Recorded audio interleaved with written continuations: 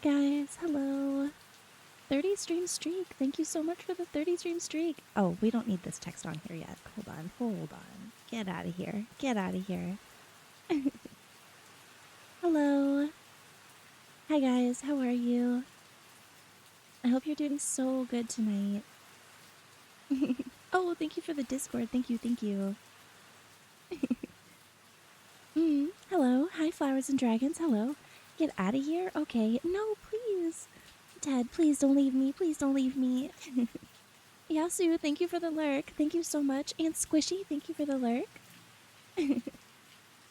Of course, you're so good to me. Thank you, thank you. I hope you guys had a good today. I hope today was so good to you. Why are you crying? No, don't cry already. Come on, Teddy. Don't do this to me. Hi, Alex. Nice to see you. Hello. Oh, was Saturday good to you guys? Did you eat dinner? Have you had an eventful day so far? Hi, Blueberry Espresso. Hello, hello. Hi, Apple. Oh my. Gosh, you guys, you know what? You're so right. I still need a twerk emote. I don't have a twerk casket yet. It's still on the list. It's still on the list. I do want one eventually.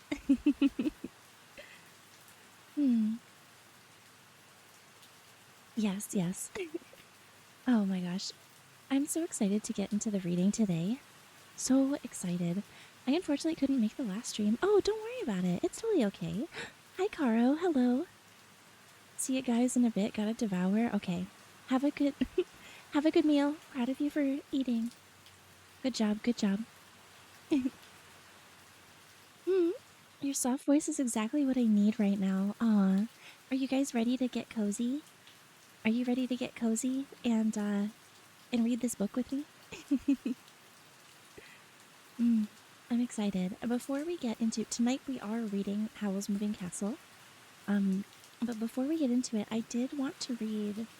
Do you remember how we thought there was a third book in the Night Country series, and then it turns out it wasn't? We do have that last chapter at the back of that book that I want to read before we move on to the next book, and I feel like it'll be like a last hurrah, you know? Oh, thank you for the hydrate. Hold on, let me do that for you. You're so right. We were supposed to end it, but there's an extra chapter.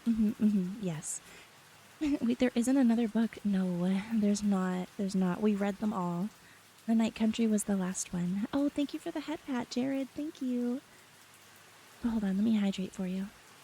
Yippee, final chapter. Final chapter. It was hidden.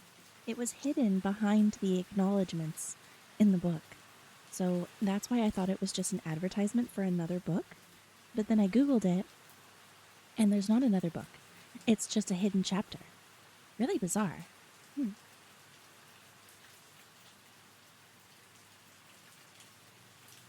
I'll perhaps will also attempt to read along with or write. Okay. Oh yeah. As long as you're having a relaxing night, that's all that I care about. I also have my last couple of sips of a taro boba tea that I got with my dinner tonight.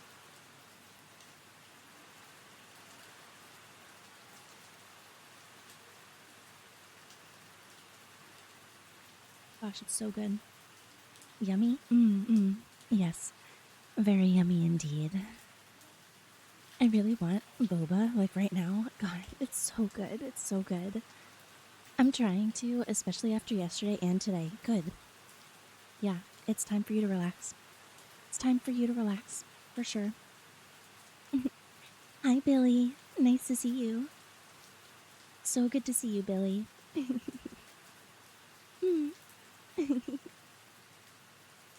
Oh, Luke, do you think Billy's gonna recognize you?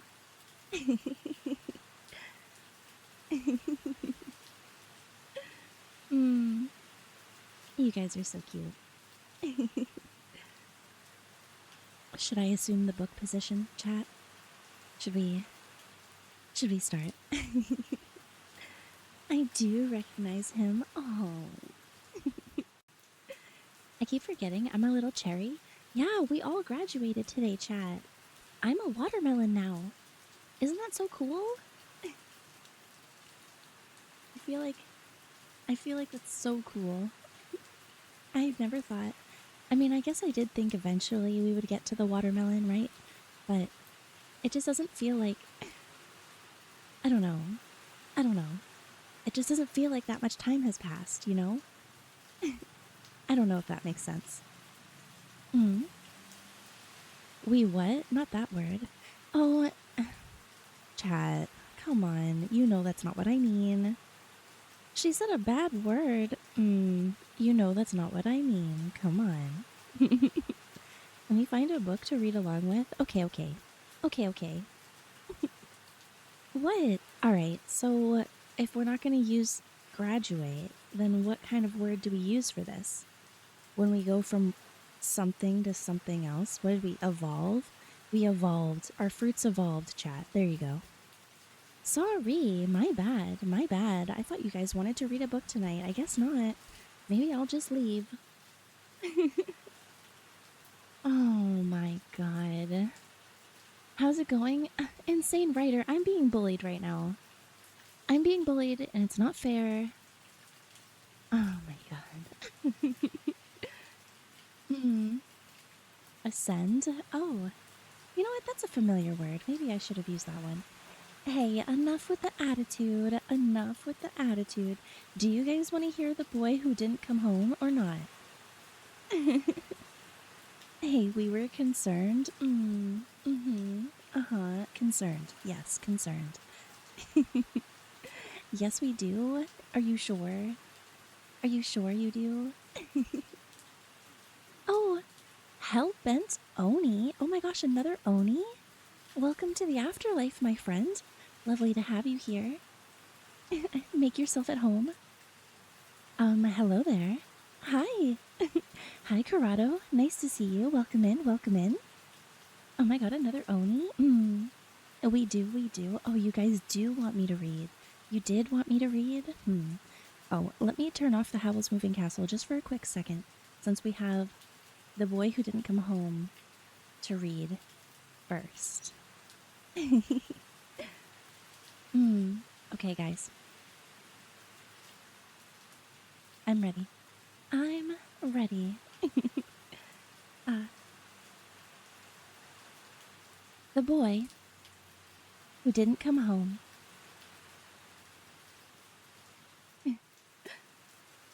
Ellery Finch was a searcher. He'd never said so to anyone, because who says shit like that out loud? But he'd always known, quiet inside his mind, that he was looking for something other people weren't. That he was willing to look a step past where most people stopped. It was how he knew, even at 4 years old, that his mother was sad.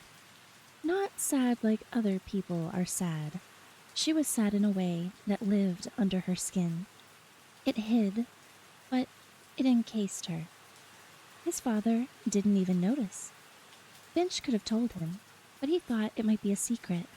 And then he got older and angry. His father should have seen it. It was lazy that he didn't. It was purposeful. When his mother died, when she ended her life, Finch didn't want to be a searcher anymore. He let the world flatten into a bright, angular place of surfaces and shine, as his father buried his guilt in work and CrossFit and learning to sail. A rich guy cliché, complete with a new fiancée he already couldn't stand.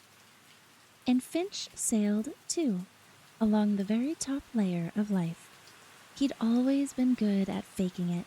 He'd always been good at compressing the things about him that the world found difficult, the ones he couldn't help, the ones they couldn't just look at him and see, into a very small space, tucked them away, and pasting on a smile.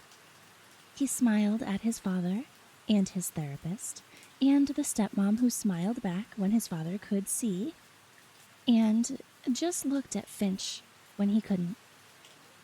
Like Finch was something she watched that couldn't look back. He woke and ate and studied and slept and smiled. He held off pain with bargaining. On no real level did he believe he wouldn't see his mother again. He hadn't gone to her funeral, hadn't actually seen her dead. Time became elastic in his mind. Sometimes it inched by slow as a mercury bead, and sometimes it ran so sickening quick, whole blocks of it devoured while he blinked. There was no convincing the secret parts of him, the parts hiding behind the work and the talk and the smile, that time couldn't run backwards too, or in some new direction altogether, one that bent space along with it, gathering all the good things he'd never had into its fist like strands of light ran through a prism. Days were a thing to be forgotten, though.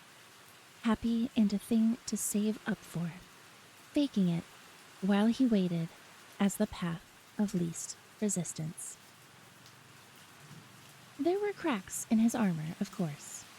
There were the hours between school and dinner, a golden bar of time when his defenses were lowest. It was time he'd always spent with her. The coffee and wood smell of certain grocery stores made him lose it. The slant of his mother's script in the front of books she'd given him, and the Star Wars birthday card, unsigned and folded around a receipt, dated weeks before her death. That fell out of a copy of the Blue Fairy book he'd salvaged from her bookshelf. Fairy tales hadn't even been his thing. They'd been hers. She saw herself in them, he thought.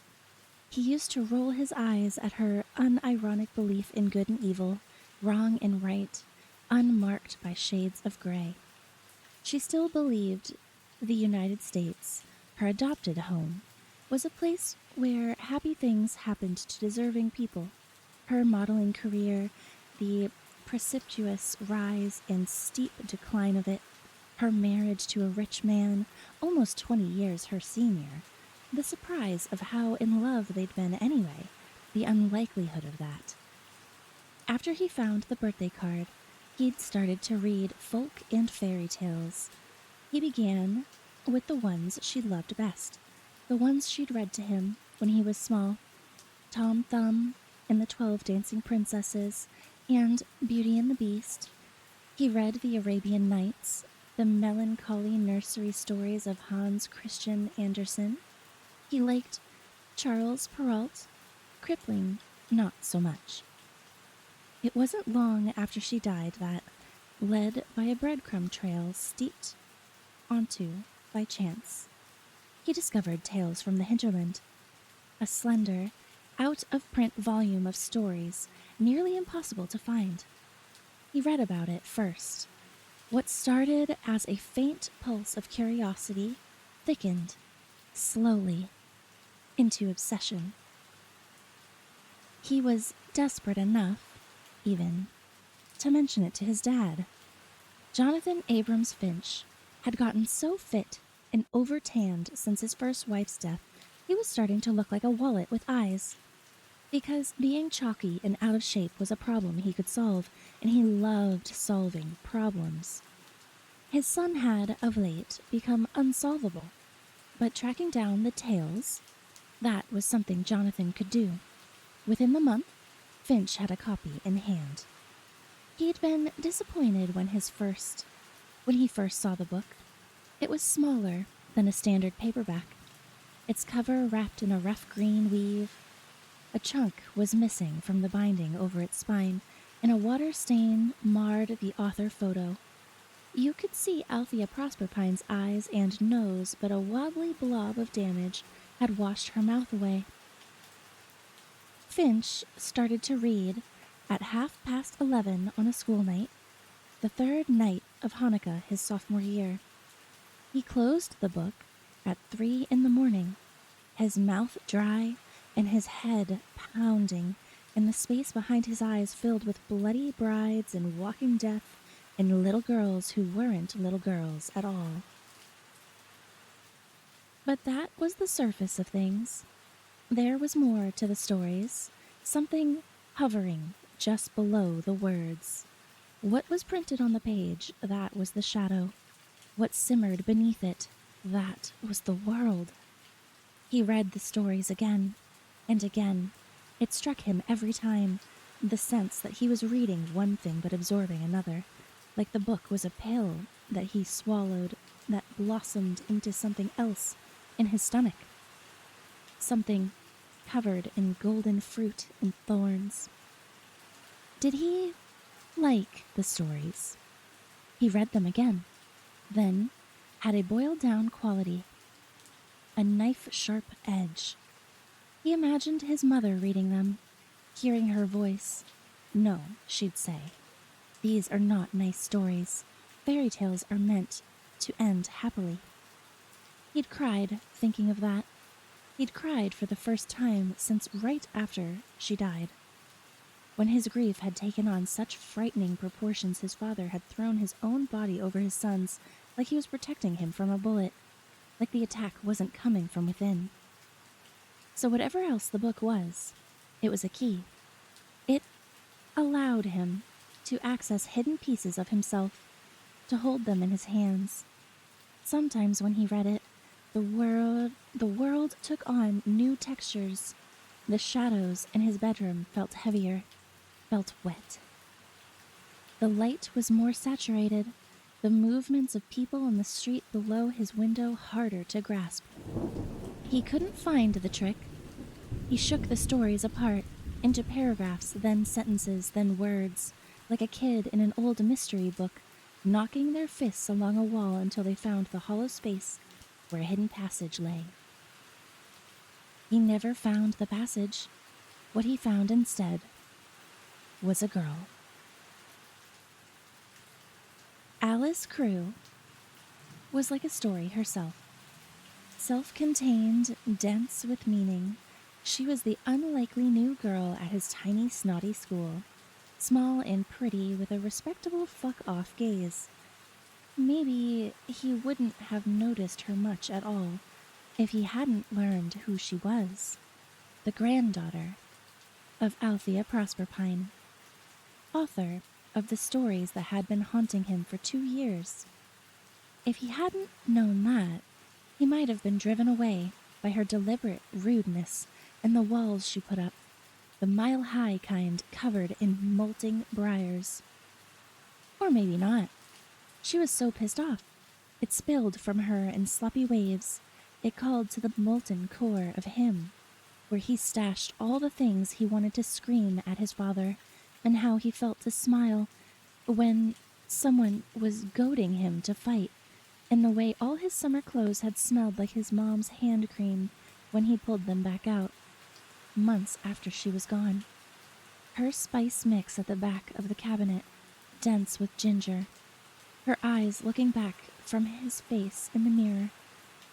The night Alice showed up at his apartment, like a woman in a noir novel, half ashamed, half defiant, and crackling with trouble, he'd been trying to write. His copy of the Tales from the Hinterland was gone, stolen in a surreal string of events he couldn't quite get his brain around, and he was copying down the lines he could remember, hoping he could gather enough scraps to get the feeling back, that double-layer sense of story above and something weirder below, that made the world blur out and then sharpen like an optical illusion, realigned into a new shape you couldn't unsee. He wrote them down, one by one, everything he could remember, but he must have had it wrong. The magic was gone. The lines lay inert, and maybe they were always just stories after all. And then his housekeeper rang up to let him know there was a girl at the door. Alice Prosperpine, she said, was looking for him. He'd frozen. Irritation at the interruption warred with a heady zip of lust. to think she was here. And then all of it crashed into a spiky, embarrassed anticipation when he remembered, earlier that day, in a moment of defiant courage, he'd asked her out. It was funny to think about later, when he found out what she was. A story. A character from the book he'd fallen in love with. That was it, he supposed. The electric sense of a web weaving itself around them, drawing them closer. The thing that made him overlook her dickishness and wait out her skittish moods, even though he'd been a little jealous of her too. She was angry, and the world around it. And when she showed up at his apartment, jittering with upset, a tiny corner of him wondered, what does she goddamned know about sadness? The rest of him flushed with excitement. Her walls were down, at least for a little while, and then she asked about the book, and he was a goner 2 times over. Life from that point was one long toilet flush into terrifying mayhem, and it was the best thing that had happened to him in years. But that was before the cataclysm, before he betrayed her, before he regretted it, but couldn't take it back, and the feeling was like that bank of a river melting to mud beneath his feet. When he pledged his troth to Alice's cause, promised to follow her on the winding path towards wherever the fuck that might lead, his favorite dead author's house, or Alice's missing mother, or, if the gods were good for once, the kind of big weird that might overwrite his life completely. He knew he wasn't going back. He wanted to go elsewhere and stay, wherever that elsewhere might be. And when he found out where Alice really came from, who and what she really was, his idea of elsewhere got a little grander. So he made a promise to some very bad people, fugitives from the fairy tale world he wanted to get lost inside. He'd make sure Alice got where she was going. He'd lead her along, bring her to the place she was looking for anyway. Stepping into the secret agent life was as easy as saying yes to the pair who found him on the sidewalk in Brooklyn. One had the wounded eyes and cocky walk of a passed-over son. Alone, Finch might not have believed he was magic, but the other was the heroine of a hinterland tale that had crawled over his skin on rodent feet. Twice killed Catherine. Beautiful and wrong, and so packed full of malevolent magic she barely seemed to touch the ground. But they didn't force him to do anything. He couldn't. He wouldn't claim that. He walked into it with open eyes. It started with a promise that he'd helped this frightened pair of hinterland monsters hook their prodigal daughter. It ended with remorse, terror, and a knife across his throat, leaving him to bleed out in the upstate woods. Almost. It almost ended there. It would have, had he not been dragged across the boundary line between worlds before it could. His ticket to fairyland, one way. This part got a little hazy, but there had been enough magic in the plants and incantations that made up hinterland medical care, and enough compassion in the stories that found him before death did, that he lived. In his darkest moments, he wasn't glad he had. In his more delirious moments, he believed he'd finally found the door back through time he'd always been looking for. He mistook his caregiver, an ex-story who looked like Friar Tuck, for his father, and sometimes for his mother, and once confusingly for the soccer coach he hadn't seen since he was 8. Those were dark days, but they were laced, too, with an almost unbearable light. When Finch was strong enough, Friar Tuck, whose real name was Brian, brought him along on his herb-gathering walks through the woods. They found fairy rings of perfect toadstool mushrooms, deep forest pools as green as eyes, silverfish glittering in their irises. He met Briar's friends, ex-stories, all of them, uncanny folk with the peace and love and menace vibe of a SoCal cult. When he was healed all the way, when the line on his neck had faded to a scar and he didn't flinch every time the door slammed shut, Brian introduced him to Janet.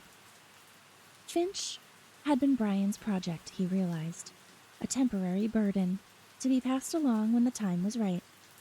Finch was a refugee, and Janet, the de facto leader of his kind, so the handoff was inevitable. Brian took hold of Finch, one shoulder in each of the competent paws, and looked into his eyes. He stared long and hard, like all the wisdom of the world was his to impart. Then he nodded, satisfied, and walked away, forever. Finch still missed him sometimes. But Janet was a better teacher. Brian had taught him to remember that the world, the hinterland world, the one he'd nearly died to attain, was a mystery, bright and dark and utterly ruthless, as likely to reward you with its radiant mysteries as shred you between its teeth. Brian, who had scars of his own, showed Finch how he might survive it by choosing to consume small beauties and do no harm. Janet taught him to be human again. She reminded him he wasn't a creature of the wild, designed to do penance and live in fear of the sound of his own altered voice. She gave him books to read, earth books, full of fallibility and humanity and rage. Giovanni's Room, Cat's Cradle, Wide Sargasso Sea. He read these human cries in the arms of an alien world and felt the boy he had been walking back towards him. Janet told him what she knew about Alice. She'd made it into the hinterland. She'd passed through Janet's safe house, and she re-entered her story. By choice or not, but either way it wasn't his fault. Janet insisted again and again. As his body healed and his mind followed, he tried to believe her.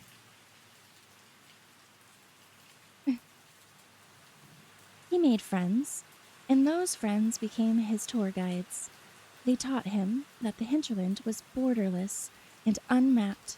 Your best chance at finding your way back to where you started was by the workings of the stars. He learned the names the refugees gave the constellations, purposely blunt. Hockey puck, dragonfly, long-haired girl. He wondered what true hinterfolk called the constellations, if they called them anything at all. More than navigating the land, he learned to navigate the stories. Elaine, a burly Swiss carpenter turned inventor, tended bar at the tavern most days. He and Finch connected over their encyclopedic love of classic fantasy. He'd taught Elaine fearless until he saw him go possum limp when they miscalculated a walk through the woods, stepping into a clearing where two little girls, one in homespun, one in delicate yellow, watched each other over the popping of a campfire. Elaine hissed a string of curses and doubled back, but Finch stopped. It was the closest he'd been to a story since Alice. He was snared at once by the resinous air that hung around the girls. Their faces were painted sunset colors by the fire. Their eyes were two different kinds of feral. Elaine dug the 5 hard points of his fingers into Finch's arm and dragged him back into the woods. He was pale under the suntan as they walked back towards the tavern. Finch was shook up, too, but it was a soda bottle shaken, carbonated and dizzy and expanding from the inside. He knew exactly what he had to do, the only thing that might quell the relentlessness running beneath his skin. Or feed it, maybe, but he couldn't stop himself now. He was going to do what Althea Proserpine had done. He was going to follow the stories. It took him a few days to cross paths with a story. They'd seemed unavoidable when he was trying to stay away, but frustratingly elusive once he started looking. He was shoulder deep in shrubbery, tracking down one of Janet's lost goats. When the insect noise and leaf rustlings went quiet, a bare moment later, a woman in a poppy-colored cloak sliced by. She looked like an older Red Riding Hood, heady and deadly and fizzing like nightmare Alka-Seltzer. Finch waited until she was almost out of sight, giving himself time to change his mind. And then he followed her. He stayed at a safe-ish distance, just close enough to let some of her glitter into his blood, and then moved from the wood's sparse edges into something thicker and deeper, till he lost sight of the sky. And when she finally reached her destination, the kind of falling down cabin hot teenagers partied at in slasher flicks, he chickened out and fled. His dreams that night were transformed. No blood, no knife, slicing clean and cruel across his neck, severing his old life from his new one. He dreamed instead of a beautiful girl who could unzip her skin like a coat. A trio of small hooded figures throwing sticks in a clearing to determine their futures, the sticks picking out rune shapes in the dirt. A man in a coat of knives dragging a green-skinned princess through the broken earth. He woke up with his head so clear it felt breakable. He understood that following the red-cloaked woman had done for him what Brian had started to do, what Janet was still working on. It burned the black fog from his brain. From that morning, he was on the hunt.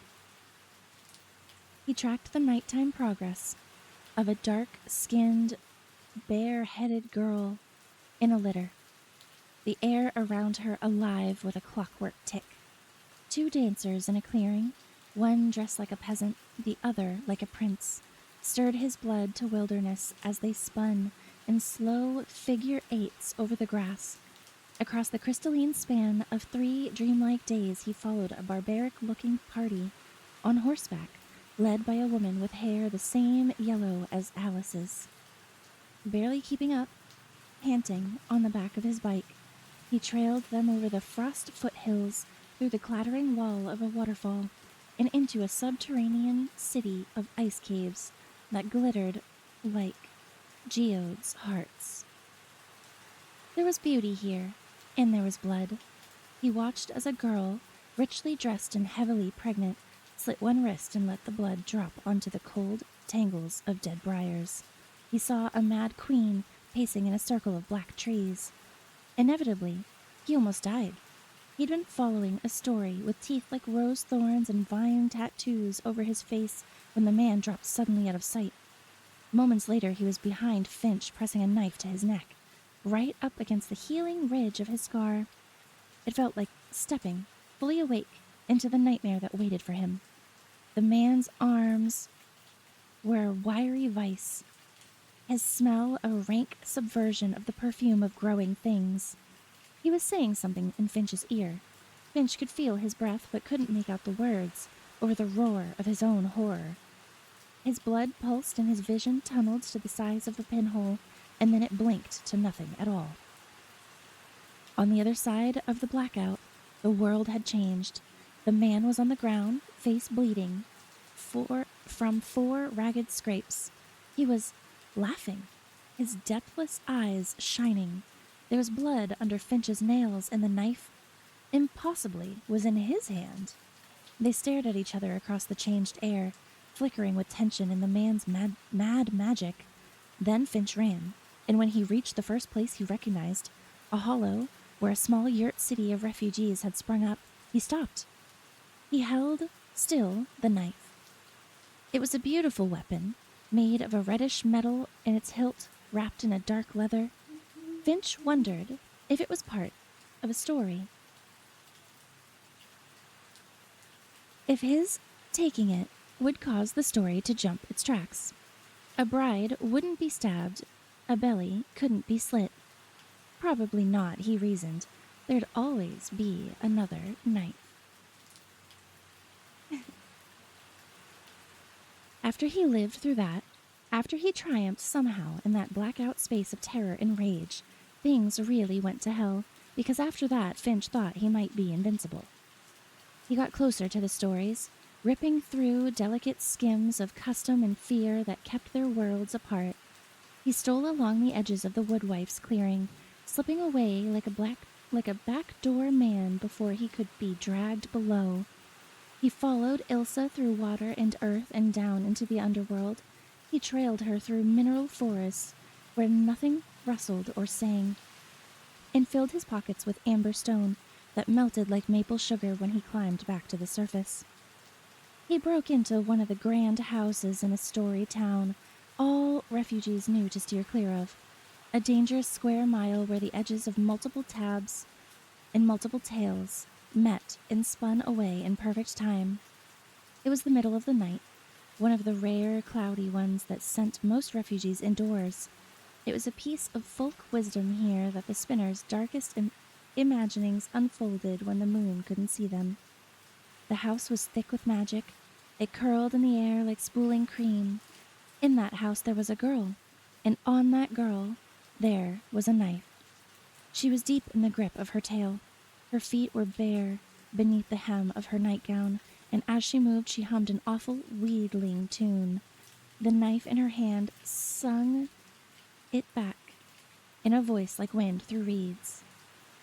Finch was brave right up until the moment she opened a bedroom door, revealing two sleepers in a chill fall of moonlight, and adjusted her grip on the knife. He found his way outside on quiet feet. Later that night, lying exhausted but wildly awake, he saw how it was going to be. He would go on this way until he died.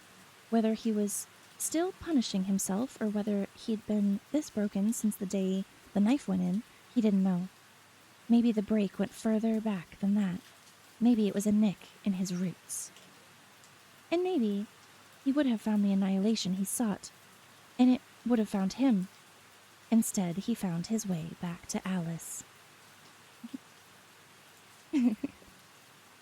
Also, interruption for chat, we're reading that last hidden chapter at the end of The Night Country. I realize some of you here now probably weren't here at the beginning, but we're reading that hidden chapter that I found. And then we will be getting into Howl's Moving Castle.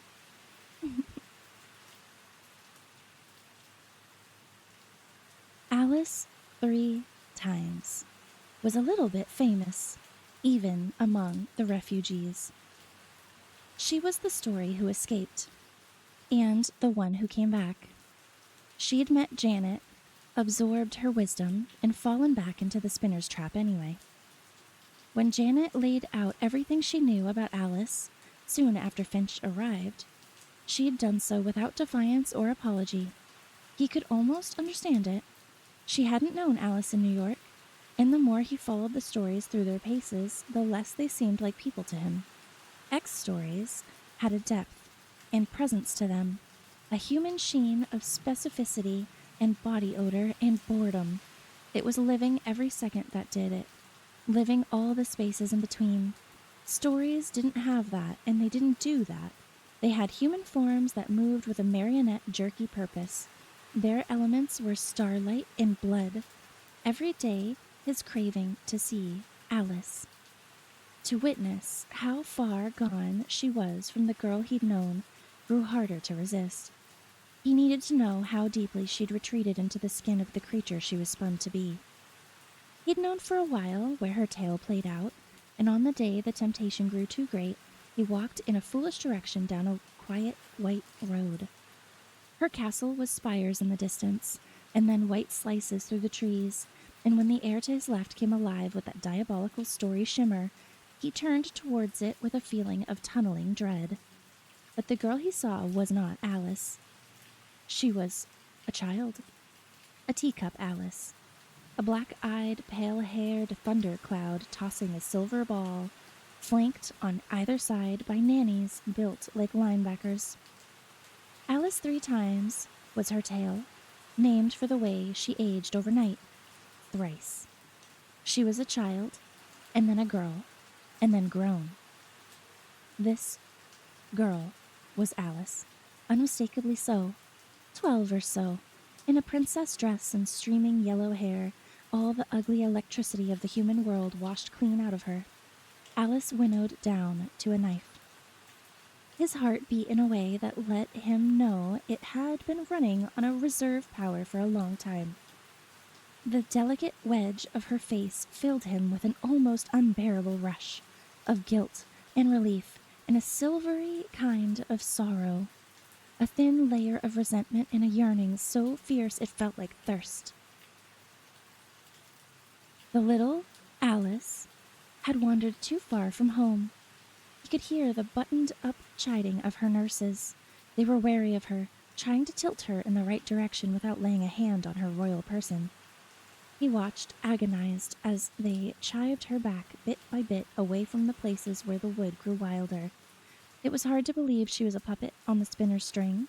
Tiny as she was, she crackled with a bent energy. And then she was gone, followed by her careful nurses.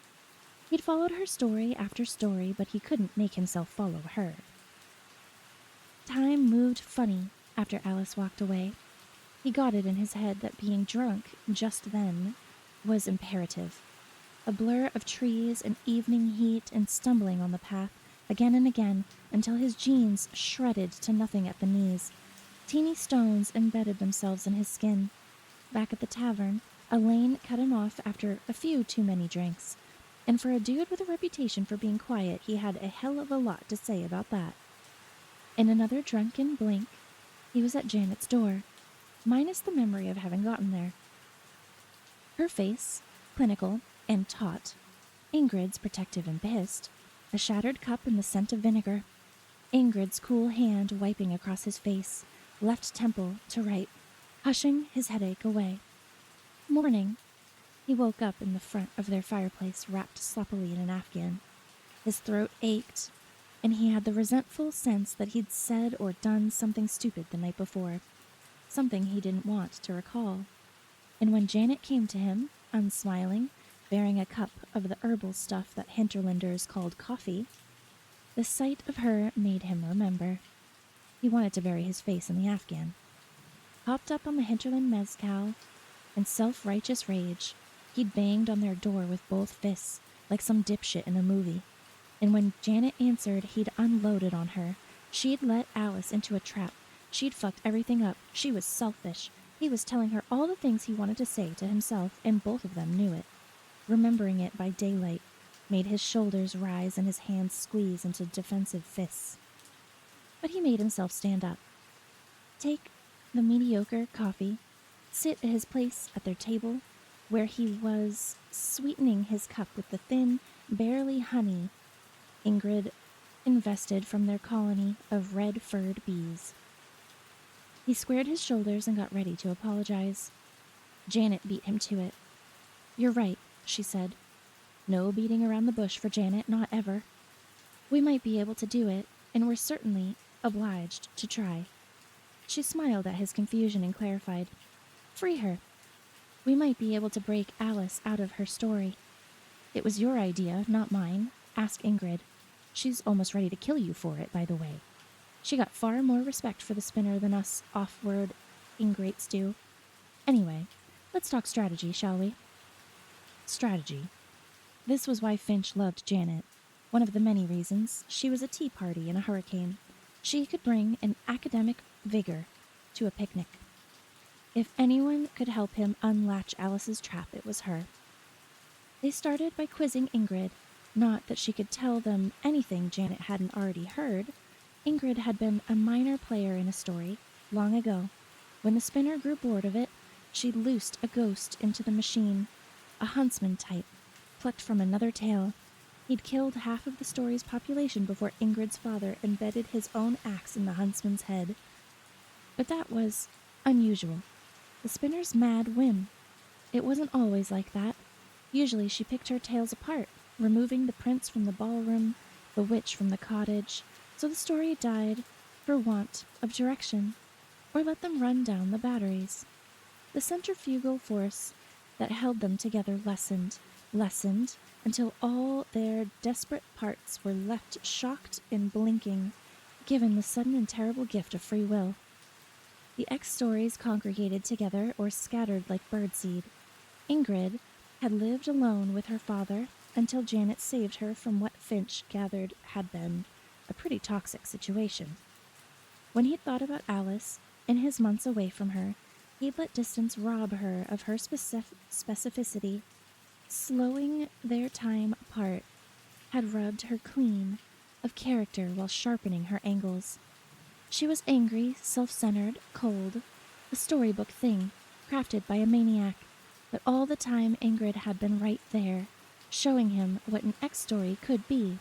Protective, loving, beloved, full of funny little whims and gestures so tender and unmapped they couldn't fit into geometric lines of any tale. The story's personalities were shaped by what they'd been, but there was more to them than that. In breathing life into their creations, the spinner had animated them with something beyond her control, a flicker, a listing spark of erratic light. Even when they were trapped inside her deadly clockwork, it was there.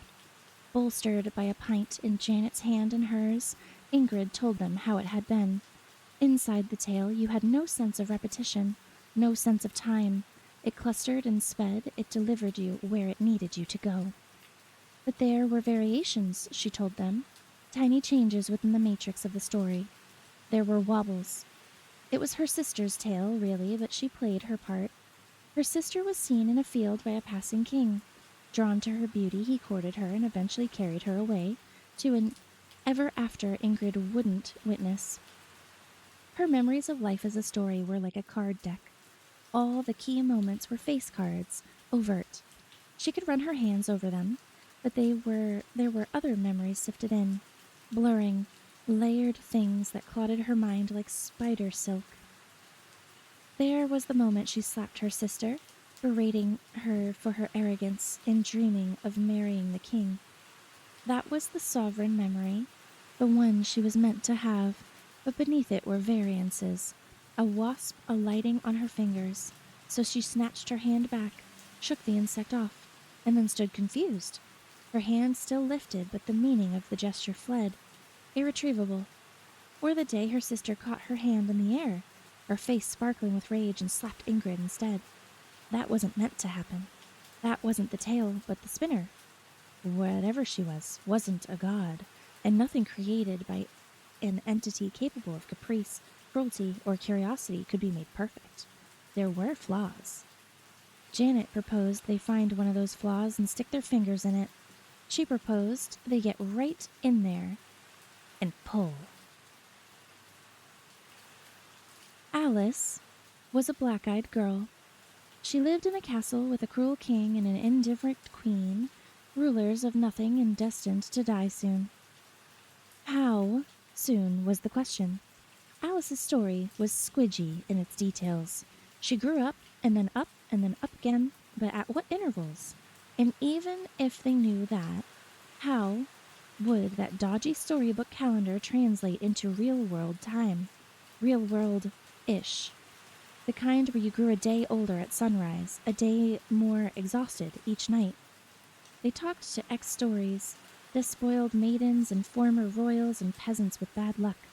A witch, a handmaiden of death, a ghostly bride walking the edges of a crumbling courtyard in the middle of the trees, where a castle must have once stood. They watched Alice through the binoculars Janet had carried with her, into the hinterland.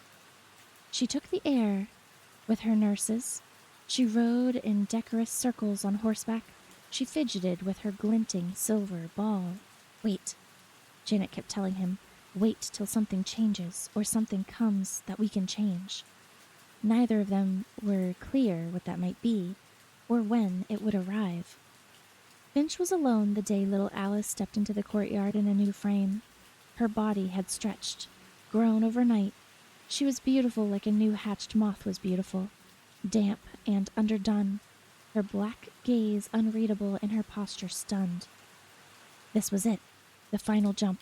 She was Alice 3 times, fully grown, soon to step onto her tale's primary path. Maybe Janet would have stopped him if she'd been there, but Finch was hunched in the woods with nothing but his binoculars, feeling silly and useless, and Alice was right there, 17 again.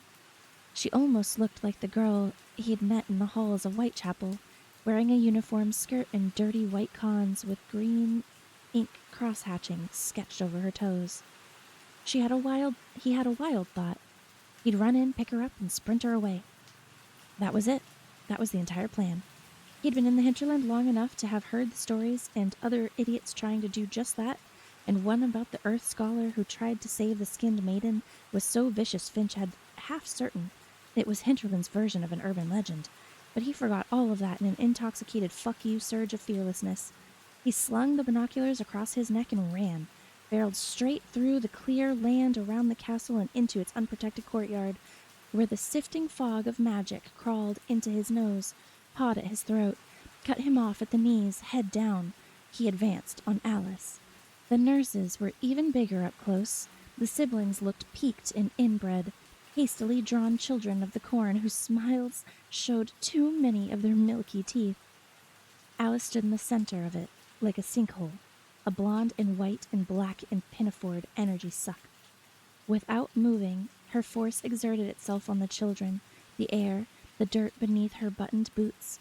Everything turned towards her.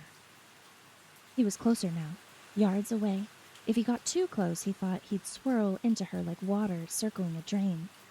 He'd thought of Alice as a girl when he started to run, and something he could scoop up and abscond with. And now that he was close, he saw the lie. She was the plug in the universe of this tale. He could just as soon pick up a planet. Story stuff glittered in his head, filling his sinuses like pollen. It wasn't too late to pull up short, and he did. As soon as he stopped running, his vision wobbled clear and his eyes began to tear. The creepy line of kids didn't look at him, nor the nurses. But, just there, for a moment, he thought he saw it. He was almost sure. Alice turned her black eyes on him. Her head tilted, an avian gesture of uncertainty. She looked beyond the golden walls of her story, and she saw him. Or had she? That was the edge on which he balanced. Alive with purpose 1 hour, blocked and impatient the next, Janet was pissed at his recklessness in going so close, but he won her back with currency she couldn't resist: information. He told her about the woozy thickness of the air around Alice and about Alice herself, the way she had, perhaps, seen him. Maybe she did. Maybe she didn't, Janet said. But it doesn't matter. I told you, we have to find the loose stitch, the chink in the armor. The error in the code, Finch echoed. Janet eyed him oddly. Sometimes he forgot her Earth references were 40 years old. After his aborted attempt at stealing Alice, Janet made him promise to abide by 3 rules. Don't tell anyone, don't get too close to Alice, and always carry a knife. Now, when he saw Alice, it was in passing, or from far away. He was looking around her for something they could exploit. He walked through the castle, at night at first, and then, when nobody took notice of him anyway, during the day. He learned every room, every servant, every member of the royal family. The palace was its own world, honeycombed with hidden doors, secret passages, rooms whose purpose remained a mystery. One was lined with an ocean of empty bottles, green glass, perfume, soda pop. Something possessed him to hold a squat milk bottle to his ear. In it he could hear a lady's laughter, bristle and distant. In another room the window didn't work right. Sometimes you could see through them, sometimes the silvered ones like a mirror. Sometimes they showed you yourself, looking back from the castle gardens below, or they looked onto another place altogether, the shore lapped at by a disquieting sea. There was a high-ceilinged gallery where a dozen brown-haired girls labored over spinning wheels, eerily silent, in a courtyard at the castle's heart where it never stopped snowing. The flakes that fell on his tongue tasted like Nilla wafers. It struck him that he was seeing the dusty corners of the spinner's mind, the practice at the edges of her discipline. The tale was her masterpiece, kept to its tidy track, but the castle was her notebook, full of blind alleys and rejected ideas, crumpled sketches and flights of invention gone unused. He walked through the bends of her brain, the unsnuck, unseen past servants and siblings. He peeked at the side alleys of her creation, the parts nobody was supposed to see. Through its echoing halls and strange rooms and secret corners, he felt he was getting to know the way she worked. He felt like he was looking quietly over her shoulder. He never stopped to think she might be looking over his. It started one night in the whirl of the castle stairwell. He almost tripped over something in the dark. The toe of his shoe sent it flying into a patchwork of moonlight, but it took a few moments of staring before his brain caught up. Harriet the Spy. The classic edition, with its scribbling drawing of Harriet in her hoodie and the blue and red modern white of its obscene against the castle's muggy magic. His ears filled up with a sound, breath, heartbeat, and rush of his blood. He recognized the dog earring of its cover, the rippled white wear lines across Harriet's legs. He stepped forward, flipped it open. Inside its cover, in blocky uppercase print, it read, "Property of Ellery, Oliver, DeJan, Nelson, Abrams, Finch." How? He crouched there a long while, wondering how the spinner had plucked this bit of euphoria from his past, whether it was the actual book or a simulacrum. He waited for something else to happen, and nothing did. Finally, he picked up the book, though he didn't have the guts to open it until he was far, far away. The next night, he came back. He was waiting for it to happen again. Something. Some creepy little gesture bearing the spinner's crackled signature.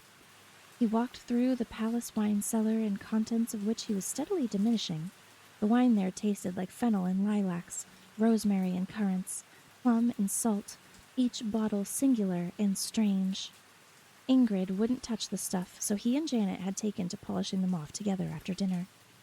But one bottle, in the anonymous rose, looked different from the rest. It had a label, faded but unmistakably earthly. Commercial. Finch slid it out and rolled it over his palm. It was a 2006 cloth start. It was the very bottle he drunk to the dregs alone at the dinner following his father's second wedding, before vomiting it up all over the elegant man's room. 10 months after his parents' divorce, 8 months after Finch's mother's death, the sight of the label made his gorge rise. So the spinner was fucking with him. That much was clear. He could have been angry about it, or scared, but he wasn't. It felt like a game.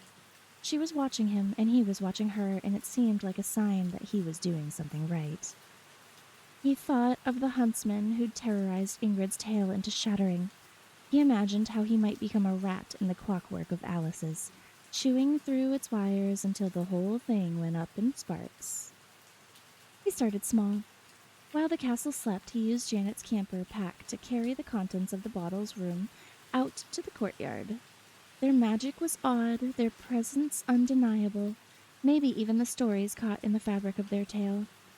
After he dropped the last bottle in the snow, it was winter now in the tale. He pressed 2 hands to the small of his back and stretched. The first rays of pale sun crept over the yard. As its touch, the bottle melts away like a communion wafer, breaking apart into the bright, flimsy petals of Gerber daisies. They sifted like butterflies around his shoes. The petals rose and fell like something beneath them was breaking. Jaberia daisies, tacky and friendly and blunt, had been his mother's favorite flower. He remembered, because he let himself forget, that the spinner didn't play nice games. And then he ran to the stables and stole a horse, because fuck subtlety. By the time he figured out how to saddle the thing, channel the 2 years of riding lessons he'd taken in Central Park, the sun was fully up. The horse he liked. It was irritable and unimpressed, the most reliable thing in the tale. He rode it right through the open doors of the castle into the great hall where the royal family was breakfasting. On each and every plate was a stack of his mother's French toast. He knew it by the sight and by the smell, almond and orange rind. Alice was there, her plate syrupy and her eyes depthless.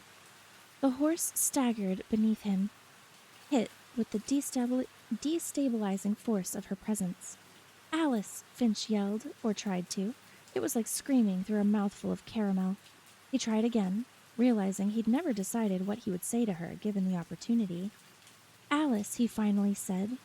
"Alice, you're not this." It seemed both insufficient and possibly not even true. He might as well have been talking to himself. Maybe he was. The family went on eating, but he thought he saw Alice shaking her head, sharp, as if to clear it. Before he could figure out his next stupid move, the horse jerked the reins from his hands and tore out of the room, its whole body quaking.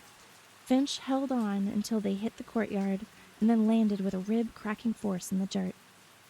He lay there as the horse circled him, 2 rude victory laps, and ran into the trees. He kept on lying there, staring up at the icy sun. You could do that here. It would give you a headache. Eventually, but it wouldn't burn holes in your retinas. The pain of falling and failing pooled in his chest and his back and his hip he'd landed on. If he moved, it would spill all over, so he didn't move, not until he heard the steady, crackling tread of boots moving across the yard. Pushing up on his elbows, he saw Alice, tugging her magic behind her like a wedding veil, and beside her, his hand hovering close to hers but not quite daring to touch it, a little boy. One of her siblings, his eyes an unnatural blue and his hair growing down into the soft beginnings of a rat tail. He couldn't have been older than 9. Wincing, Finch rolled onto his side and then his knees. He stood, nausea rolling through him, his ribs feeling wishbone cracked. The girl and the child walked steadily towards the woods, a breath, a bracing, and he followed them. Alice walked north, or north as he reckoned it, because that's where the mountains and the ice caverns lay. Cardinal directions were meaningless here, but he liked to imagine them like so. Mountains, ocean, lowlands, desert, going around the compass rose. He couldn't have been lying in the yard more than an hour. But time was wobbling again in the service of story. The sun blurred into pale fire, making it nighttime descent. Maybe he could have stolen Alice right then. He thought about it. Out here in the air, where it was thinnest, her magic diluted. She could almost have been a human moving under the stars, popping up like freckles at the last light of day. But he waited too long. They were too far from the castle now, and the boy would be all alone. If the story broke, if Finch broke it, the boy wouldn't be a figure in a fairy tale. He'd be a little kid, cold and alone and lost in the wild woods. Already his shoulders were stooping and his step fading to a trudge. What had she told him? Finch wondered. To get him out here. Where was she taking him? The answer was quieter than he thought, and more ruthless.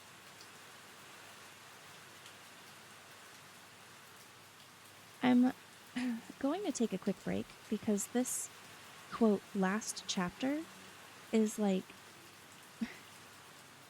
it has a little bit left, and I need to hydrate and stretch. Holy. Hi, Tundra. Hi, guys. Oh my. Why is every stream 18 plus? What do you mean, why is every stream 18 plus?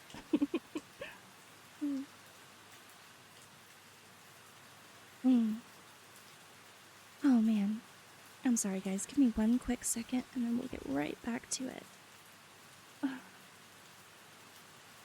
I actually kind of want to have, we can show you a yo nihility. Oh my. Behave, you guys. Behave. Hold on. I feel like I should replace this with the night country image for now since we are still reading it. And it's been about an hour. This is such a long chapter, you're right. Yeah, it literally doesn't have any breaks. It's just the summary of the entire plot of the story from Finch's point of view. Hope everyone is doing well. I'm doing so well. And Computer Geek, you're so right. Alright, chat, let's get back to it. As soon as we're done with this, we are going to start Howl's Moving Castle. I've been looking forward to reading it for so long. Okay, where did I leave off?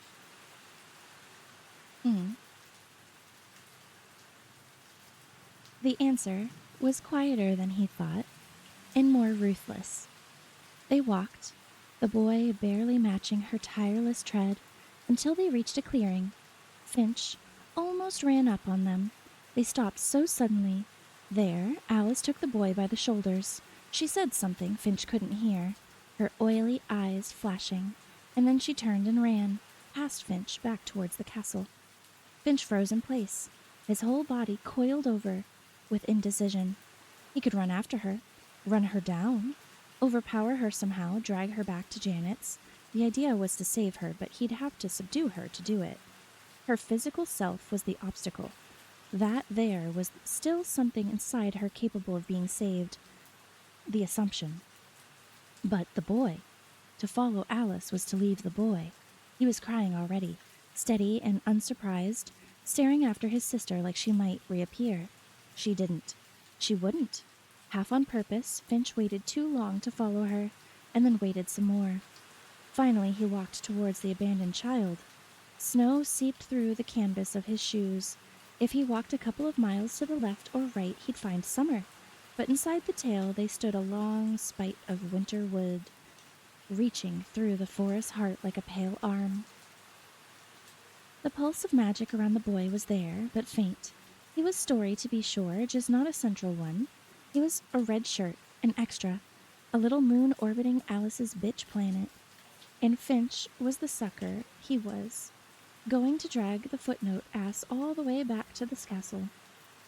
If he could make the kid see him. When he got close, he saw the snail trail of snot frozen between the boy's nose and upper lip. His cheeks were mottled red and white, his mouth a skimmed blue. He looked like little Lord Fauntleroy scaling Everest. Jesus Christ, Finch whispered. He thought he would touch the kid, but when he got close enough, he couldn't. Not because he changed his mind or thought he shouldn't, he just could not manage to reach out his hand. It was like a gap of white noise had been spliced between his brain and his finger. But this was good practice. If he could save a half-frozen 4-foot-nothing baby from a clearing in the cold, he didn't stand a chance at unplugging Alice. Hey, he said. The boy sniffled. His arms wrapped all the way around him like a batwing. Hey, Finch said again. The boy started to wail, an ugly, snow-damping sound. Finch paced in front of the boy, who dropped down into the frozen crouch. Look at me, he said, knowing it was pointless. Look at me. He opened his mouth to speak again, to say something else the boy wouldn't hear, and instead, without knowing why he did it, he started to sing. He hadn't sung since his throat was cut, and he didn't know why he chose the song he did. He'd heard it on a bus long ago in the human world. He'd been sitting beside Alice, pretending to be asleep. Or maybe he really had fallen asleep, because the song that came over the radio that had the texture of dream ephemera, the thing you wake up thinking about but can't recall, it came to him all in a flash, a half-second download in his brain. Look until the leaves turn red, sew the worlds up with thread. If the binding's left undone, fear the rising of the sun. As he closed his mouth, the final note still scratching itself against the air, he felt the song dissipate. It had fled his brain for good, but first it did its work. The boy was looking at him, not glancing, or with the stoic sliding regard of some of the servants back in the castle, who seemed to see him as they would a painting hung lightly off-center. The boy was looking at him, his blue eyes alarmed and his lips so comically downturned he looked like a sad clown. I want to go home, he said. His voice was such an odd mix of clipped and languid, its syllables rushing up on each other and then taking their time in turn, that it took Finch a minute to decipher what he'd said. The boy repeated it louder. After another stunned moment, Finch nodded. Okay, he said, I'll take you home. After that, it was easy. They walked a long way, and their path had been winding, but all Finch had to do was follow the isthmus of winter white. If he felt the phantom breath of summer on his face, if he spied something green and struggling beneath a layer of snow, he would course correct, bringing them back to the heart of the path, the heart of the story. The boy sniffed and said nothing. Finch reached back and placed a hand gently on his shoulder. just for a moment. It was frail through his cloak and felt no different from anyone's. The boy walked to the left and a little behind him, silent as Eurydice. Every time Finch looked, he was licking his lips, a raw circle of reddened skin rising around them. Finch kept walking in his sodden shoes, hip and ribs sour with pain, until they reached the castle yard. Only then did the boy look up. He didn't look at Finch or say thank you. He just gulped in a breath and took off like a rabbit. Finch watched until he disappeared through the castle doors and kept standing there, wondering if something was about to change. Maybe he'd hear a series of detonations, a firecracker string of pops as the change he'd wrought brought the castle to its knees. Or Alice would charge out like an avenging demon, the boy's rat tail wrapped around her fist, and he pulled as she pulled the sword. Nothing happened. Snow fell onto his bare hands. He dreamed of getting home so Ingrid could do something for his ribs. He'd gotten away with it, he thought. This one small thing. It might be nothing, or it might be the line of dirty code that could take down the machine from the inside. But wait, a girl was slipping through the castle doors into the yard, pale hair and dark cloak, and a wasp hum of her magic turned down to a simmer. Finch stood still, the trees at his back, where he knew Alice. Her hair was cropped and her eyes were brown. She wore a private school uniform and a 100-yard smirk, and she always carried a book. This Alice had a deadly gravity and a coil of blonde hair wrapped like a scarf around her throat. He stood in plain sight as she prowled through the snow. Her eyes raked across him without settling, then back again. She couldn't quite look at him, but he sensed she saw something, had some idea of him as a disturbance in the air. He watched her thinking, I did this. It isn't part of the story. The snowfall thickened as she paced the yard. She came closer, and then stood right in front of him. Her eyes were magic 8-balls before the answer came swirling into view. She looked beautiful, but that wasn't the point. Her skin had a soft gumminess that made him think of soap opera lighting. He could just make out the scent of her. Polished, inhuman. If they each put out their arms, their fingertips would touch. She didn't look at him, but she listened for him. Alice, he breathed. He reached for the song he'd sung that had cracked the shell on her little brother, but it was gone. Alice, it's me. Some plaintive note in it must have reached her. She cocked her head. The black bulbs of her eyes swiveled towards him. Her hand lifted, the slow movement of it mesmerizing. He mirrored her, moved closer. In a moment they'd be touching. In a moment he'd have broken through. Then the air around her shattered. And that's how he would describe it later to Janet. For a brief, scorching second, it went crazy with lines of light, and then they were gone, the atmosphere clean and black and sifted with snow. But he knew it had happened because his eyes were still dazzled, and her eyes, they were dead again. Whatever she'd seen that made her reach towards him, she didn't see it anymore. With the tight, regimented step of a tin soldier, she returned to the castle. After a few dazed seconds, Finch stepped towards home. The snow melted away as he walked. The trees furrowed with green, and the air took on the sultry flavor of sweet tea. His insides were confetti. Janet had wanted them to find the flaw, but he'd made it. He'd woken her up, at least for a moment. He'd learned something crucial. Alice could become the flaw. Morning came on as he walked, the sky lightening to blue of old denim, fading stars smearing across the sky like bleach spots. He rolled his shoulders and smiled, walking faster to reach Janet, to tell her what he'd managed to do. But when he reached their little house, the spinner was sitting in front of it, with her elbows on her knees. She was waiting for him. Okay, a little bit longer chat. I'm going to hydrate again. Hi, Cragmore. Nice to see you.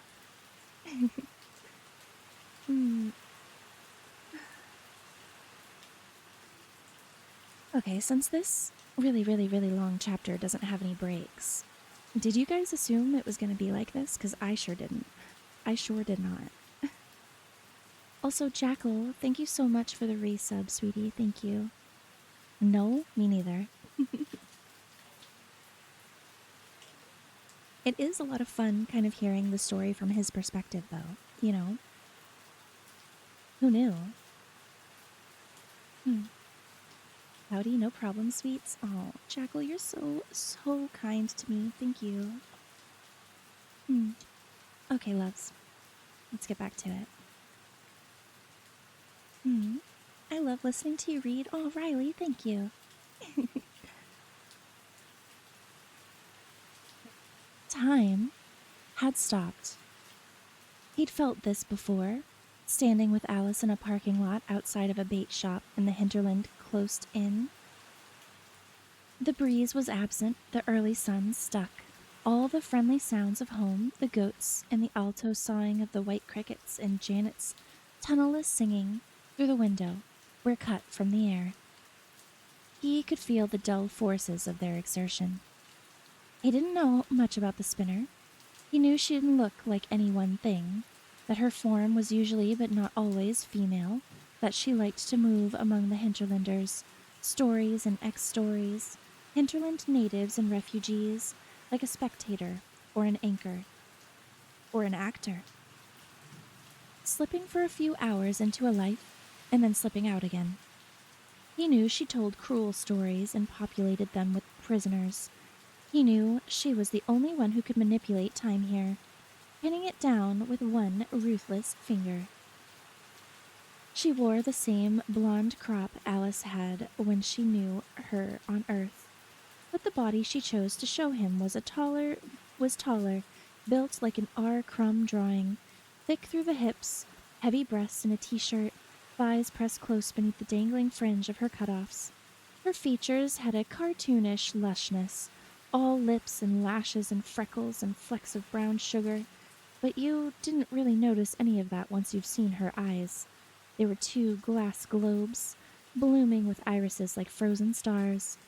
Her teeth were crooked in front, one lapping slightly over the other.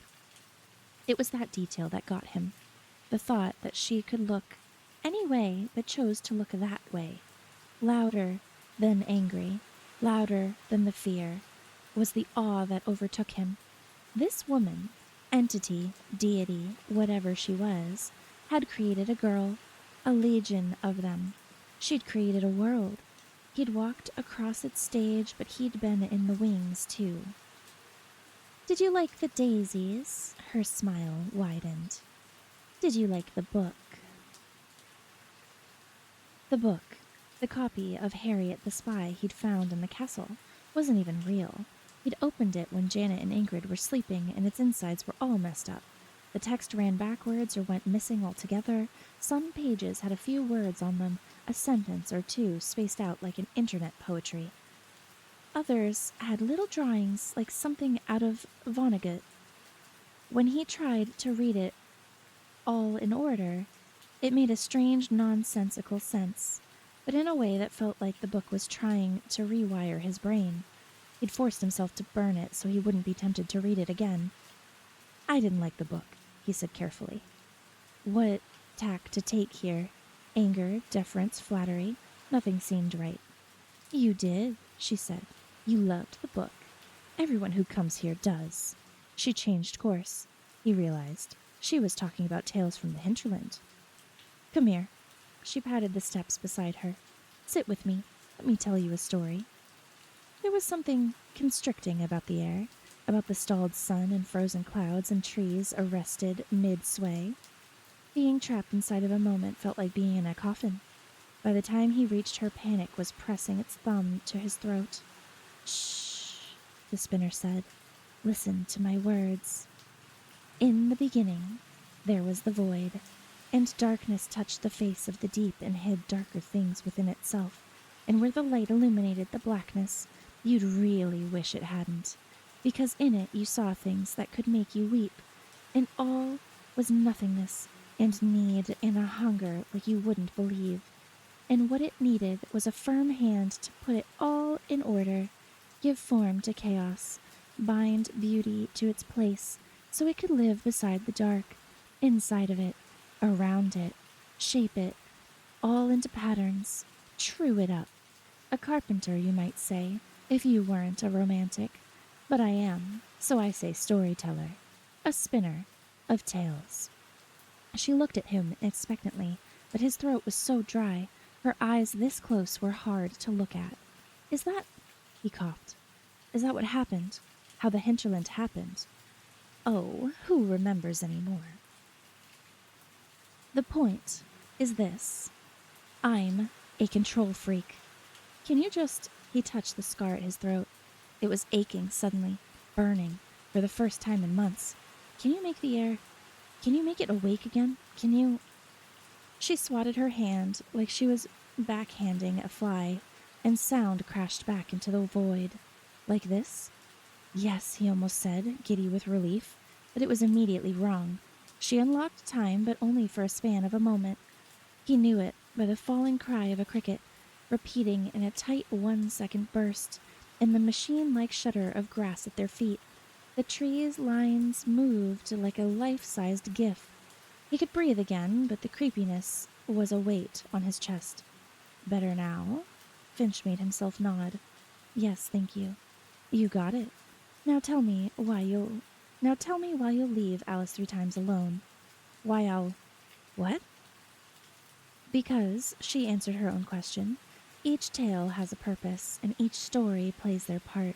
And when one ends, I have to tell another. Can't you just do that, then? His courage was coming back in pieces. Can't you just let her go, tell another? The spinner narrowed her terrible eyes. You've never had a job, have you? You've never run anything, much less a world. I ask you again, why will you leave Alice 3 times alone? The thread was getting tangled. He was losing the thread, because I won't. I want to help her. Because when one tale ends, I tell another. She leaned over, so her breasts pressed together. He didn't dare drop his gaze. I've never told a tale about a human before, but there's a first time for everything, and artists improvise. A threat. To pull him into a tale, make him a story. Somehow that made him feel better. Threats could be understood. They were a human kind of weakness, but she went on. She moved even closer and whispered in his ear. Her breath hot, and just wet enough that he felt himself getting turned on, and the feeling was violation. Janet, she whispered. The word cooked down into something low and slow. Would make for an interesting heroine. She pulled back to look at him and smiled, but he could see past the bluff, to the blanket rage below. This woman was the sorrow blue cat's eye that the easy laugh was furious. Now he was too. Don't you dare, he said. The words so futile and stupid he felt like he was reading from a script. Don't touch her. I don't want to have to. She serves a purpose here. She's a... The spinner thought. She's a gardener. She handles the lawns, keeps them from encroaching on the flower beds. Anyway, she stood and stretched. When her shirt rose, it exposed a strip of skin and a gaudy red stone belly button ring. Settle down with the funny stuff. You're a nice young man. Not as deep as you think you are. Not really destined to be a destroyer of worlds. Then she leaned forward until her breath tickled his face and he was locked into a swirl of her gaze. She lifted a hand. Snap, she whispered, and snapped. Time unclenched. The chain of the world returned to its spokes and ran on. You're a nice young man. Not as deep as you think you are. Not really destined to be a destroyer of worlds. The spinner's words burrowed into him. They made a nest in his brain, because they were true, weren't they? You know what, since this is dragging on, I will interrupt and do your hydrate. Thank you. Oh, I'm so fascinated with what's happening, though.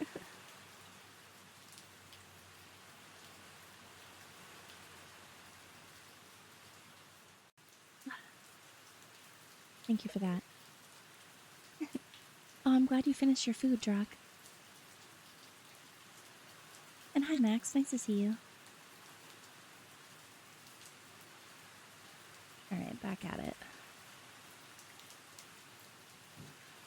The spinner's words burrowed into him. They made a nest in his brain. Because they were true, weren't they? He was a nice young man, to a point. But was he a deep one? It seemed an undeep thing to ask yourself, just as he'd always imagined for himself, some vast future life too big to be seen. He assumed that inside him lay an untouched reservoir of soul, of potential, of meaning. But what reason did he have, really, to believe it was so? Maybe he wasn't an avenging angel. Maybe he was just a guilt-dogged fuck-up without a clue. The wine he and Janet opened that night tasted exactly like Mike's hard lemonade and did nothing for his mood. He told her everything he could remember, the little brother in the trees, Alice in the courtyard, and the spinner with her smiling threats. Janet sipped her sugary wine, staring into the trees for a long time without speaking. "Good Christ, this is awful," she said at last, dumping the wine into the grass. Then, "It changes nothing, don't you think? You've made her angry. You've made her intervene. It isn't really her style to show her face. I think it's because you're on the right path. What you did with the brother, it changed the tale. And aren't you curious? Don't you wonder what, exactly, will happen if we manage to tear it all up? Besides," she continued, ruminatively, running a finger around the rim of her wine glass, "it would be an adventure for me to be stuck inside a story. And you know Ingrid, it wouldn't take her long to come crashing in to retrieve me." Later that day, Janet flew into the house. Ingrid was making butter and Finch was reading an Edgar Rice Burrow paperback that smelled strongly of thrift shop. "It's begun." She was panting a little in overalls and looked like a badass prairie woman. Finch could picture her fanning herself with a bonnet. "What's begun?" asked Ingrid. "The suitors, the husband hunt, whatever you want to call it, they're coming for Alice. They're on the road to the castle." Within minutes, Finch was on his bike. The suitors came by way of narrow road he took that night Alice abandoned her brother in the winter wood. He pictured them like mechanical men, moving with their horses and their gifts and their bags of ice, with companions or alone. Finch saw suitors dressed like duelists and merchants and kings. One suitor wore black riding clothes and a mask, like the dread Prairie Roberts, and another was a literal witch, a snowy owl hooting from her shoulder. He rolled his eyes at a prince decked out like an overgrown infanta, riding through the gates balanced an actual scepter. It was mournful. Then one woman opened her mouth and began to sing. A wordless song, in a voice that sounded like stars, old and cold and very far away. Experimentally, Finch hummed along. One of the other women turned to look at him then. Her eyes were bright, amused. "Do you forget what we are?" she said. He was too surprised to speak. "Do you think you're a wolf among hens?" she continued. Her teeth were gold-tipped. He could smell on her and her companion a brackish scent of the sea. Whether they'd sailed across it or risen up from it, he couldn't say. "We are the wolves," she said. She didn't speak to him again. After that, he stayed near the castle, letting the suitors come to him, but he couldn't move freely through Alice's tale anymore. Something had changed.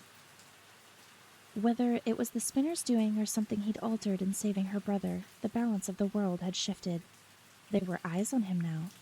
Servants and suitors, and once the wet brown gaze of Alice's mother. The queen creeped him out, a petite figure in high-necked white, whose hair spilled down her back in a hedonistic torrent. She crooked a finger at him, beckoning him closer. He did not want to go there. Before she could force the point, he slipped away. With Janet, he determined that the time to break Alice out would be when she was in the woods with her brother, tied to the horse's back. "Maybe we just get the horse to run away," Finch said. Janet looked at him skeptically. towards us at our suggestion. How do you propose we catch it? If you have a better plan, he said tersely, you let me know. When the red-headed brothers finally showed, Finch was sitting in the castle courtyard, playing tic-tac-toe with himself in the dirt. It was impossible to win tic-tac-toe if you went second. Additionally, you'd have to be dumb as a box of rocks to lose if you went first. The trick was to take the center square right away. He looked up, bored of his own thoughts, and saw two men moving towards him. They had more presence than the other suitors, more gravity. Even if Finch hadn't known who they were, what he was looking for, he'd know these were the ones. Finch took this in at a glance, already standing, his heart rate rising. Then he ran, bolted flat out to his bike thrown down at the wood's edge, jumped onto it and pumped his way to Janet's. By the time they got back to the castle, both on their bikes, the men were leaving the courtyard carrying Alice between them like a litter. It was happening, and all the days and weeks in preparation and messing with the spinner and sneaking back across the castle felt like nothing in the face of this. The inexorable movement of 3 stories set in motion. It felt like watching history. He'd seen tales unfold before, and this was different. This was Alice. Alice, her body refrigerator still, her eyes a starless black. He and Janet followed the trio into the woods. Night came. The older brother checked Alice's bonds, tightening them with a yank, and lay down to sleep by the fire. Finch and Janet huddled together in the dark. Finch thought he'd never fall asleep, but he did, resurfacing to Janet's elbow in his ribs as the stars fiercely overhead. Alice was waking up. It was thrilling and horrible to see, the ice inside her liquefied, swirling under her skin like blue sap. Watching, Finch remembered studying her profile as she drove a rental car through the wilds of upper New York City. The wild way she used to read books as she foraged the teeming halls of Whitechapel, eyes pinned to the page, and the time he'd almost kissed her. Almost, after waking from a nightmare in a motel bed and finding her sitting beside him. He made himself watch as she crouched like a succubus on the chest of the older brother, fixing her mouth to his, and blew death in. It took longer than he thought it would. In the tale, it was over in a line or two, but here, now, it was oddly like life. Slow, cruel, uncut. When she was done, she threw her head back like something sated, her limbs spidery and unnatural. She slid back into her coils of rope, and Finch didn't want to think the word, but he couldn't help it. Slithered. It happened quickly, and by the time one of them said something, Alice was frozen again, and still. It was Janet who spoke first. Unappetizing sight, worse than I expected. Shall we then? God bless Janet. Keep calm and carry your game face, even when saving a fairy tale monster from the dark. But they hadn't walked more than 5 paces when the air lit up. A fizzing golden net sprung up between them and the stories. Finch had seen this before, the night he met Alice in the courtyard, but this time the crackling lights stayed. They made a warm, glittering cage, with Alice on one side and the 2 of them pacing without it. Janet reached for the light and snatched her hand back. "Oh, it's awful," she said in a tone of outrage. "Feels like a bee sting, and a charry horse right up my arm. It's making my—" She stopped, cupped her chin like she had a toothache. "It's still going. It's numbing my jaw now." Her voice had gone rubbery. It was even worse than she'd said, funneling a sandy, collapsing weakness into him whenever he touched it. It made his jaw click open and his gums go numb and his limbs spasm. And when it reached his eyes, it felt like there were bees behind them, crawling and flapping their dry wings. "Oh my God, oh my God, oh my God," he kept saying it. He couldn't stop. "It'll pass," said Janet, pulling his hand away from his eyes. "You got it worse than me, but look, it's already passing." It was. By the time he could see again and stand again, the light was no longer visible. But he knew it was there, waiting for one of them to be stupid enough to bungle through it. "What happens now?" Janet whispered, still witnessing bits of the tale herself, and had heard plenty from Althea, but that was decades ago. She'd never read the book. Now he finds her brother's body, ties Alice up tighter, leaves her behind. The younger brother stood. His eyes fell on his brother, and he stilled, before walking fast past the body towards Alice. Finch took a step forward without thinking, nearing back just in time to avoid the web of light that seized up, then away, a warning. The man fell to his knees beside her. He leaned in close. Then he blew on Alice's eyelids, warm breaths from an open mouth. "Janet," Finch said. Alice shifted on the ground. Her eyes opened. "Janet," Finch repeated. He reached for her hand. "Hello, Alice," the man whispered. Finch squeezed Janet's hand and leaned closer, trying to catch the man's words. They were impossible words, not found in the tale. They went like this. "Try," he said, as Alice's fingers came up towards his face. "Remember, this isn't in the story." Finch was shivering, knees soaked through with dew. "This, whatever's happening, it isn't how it goes. Are you sure? When did you last—" Alice spoke. Her voice was creaky and cold, and the words she said came all the way from another world. "Ella." Finch shot to his feet, dragging Janet. That's her mother's name. Alice's mother. What the fuck is happening? Oh my god, they're breaking it. They're doing it from the inside. Oh shit, look. In one horrible, nonsense moment, the dead brother had risen to his feet, like a flame clicking into place. He was a horror of frosted blue skin, silent as he slipped an axe from his pack. The dead man hefted the axe, and everything went to shit. He swung it into his brother's back. The scream of the younger man as he made fell, and Alice's face went fully human. The world around them exploded with lights again, and by the time the lights were attacking Alice, they jumped at her like insects. "I can't watch this." "Look," Janet said sharply. "Something is happening." He looked. The great invisible clock the hinterland ran on must have melted into taffy, because in a flurry of sparks time ran back on its axis. The axe in the brother's back was suddenly out of it. He was standing. Alice was frozen again. The sparks faded away. Everything that had happened in the last minute was erased. "The spinner won't let them break it," Finch said dully. "She's stopping them. She's saving the tail." Janet's face was fierce. "She's distracted, is what she is. Get on your bike." Finch understood something else about the spinner then. She worked alone. He had friends, a home, people who cared where he slept at night. She had nothing but absolute power in a world of her own making, and nobody to cover her back when she was busy. He got on his bike and rode. They pelted through the angry air, alight with numbing sparks. As he rode through the wall of them, his whole body felt like a bangled funny bone, until, with a retch in his navel and a sickening pressure changed, they were inside the tail. The air was different here, thick and sweet as mead. His chest filled up like a bellows with the enchanted air, and he let it out in a gusting, frantic laugh. "Fucking hell," Janet screamed. She looked different, her skin plumped and her features crisper. His own hands, scraped and scarred, looked altered on his handlebars. He skidded to a stop beside Alice and threw down the bike. She looked at him, and in her face were many things: fear and trepidation, defiance and black ice, the beginnings, he thought, he prayed, of recognition.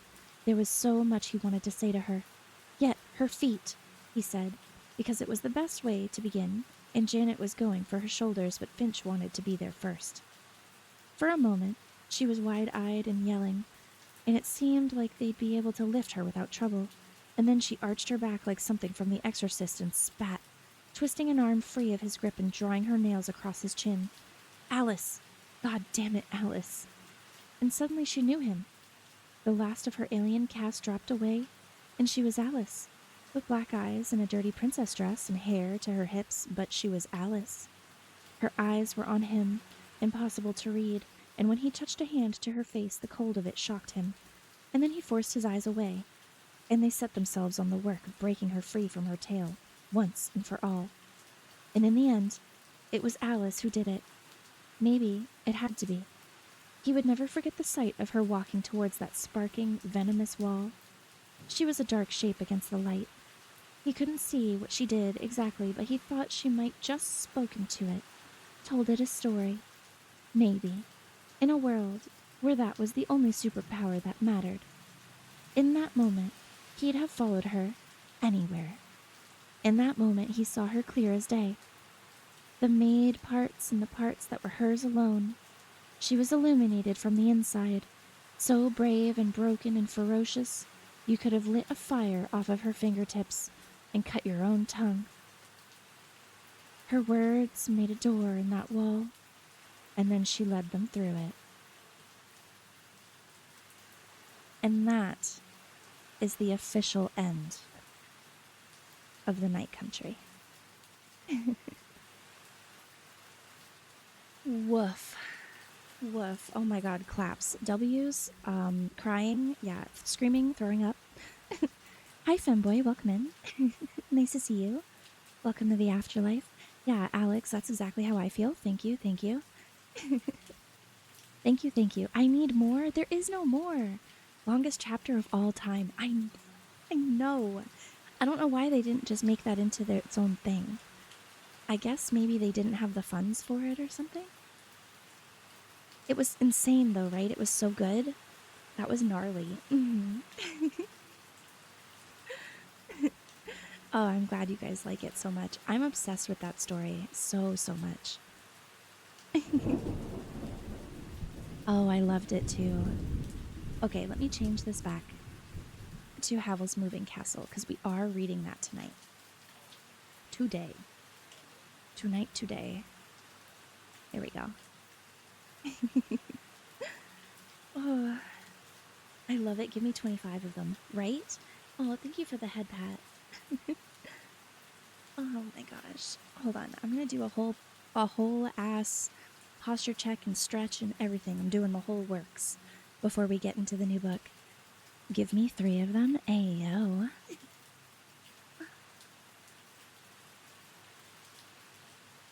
Chat, if you guys need to drink water too, please do.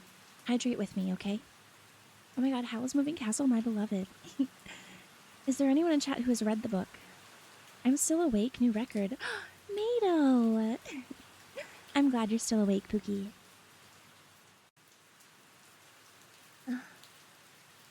Okay. Is there anyone here in chat that has read Howl's Moving Castle? Or if you're here and you're familiar with it, have you just seen the Ghibli movie?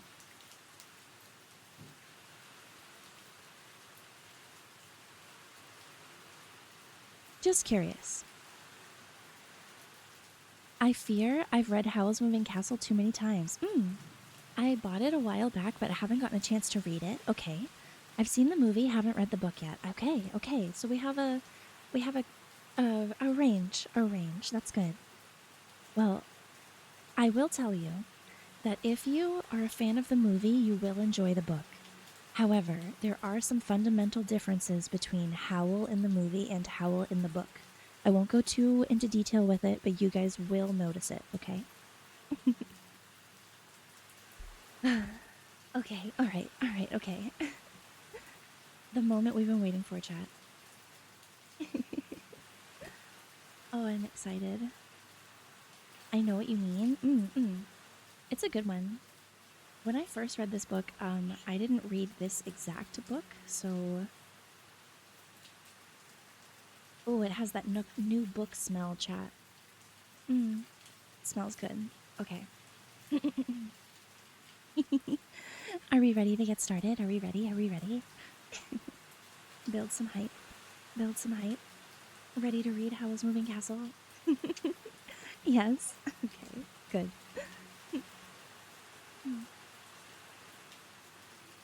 Okay. Let's get started. Oh my god, why'd you clip? Was that clip worthy? I don't know about that.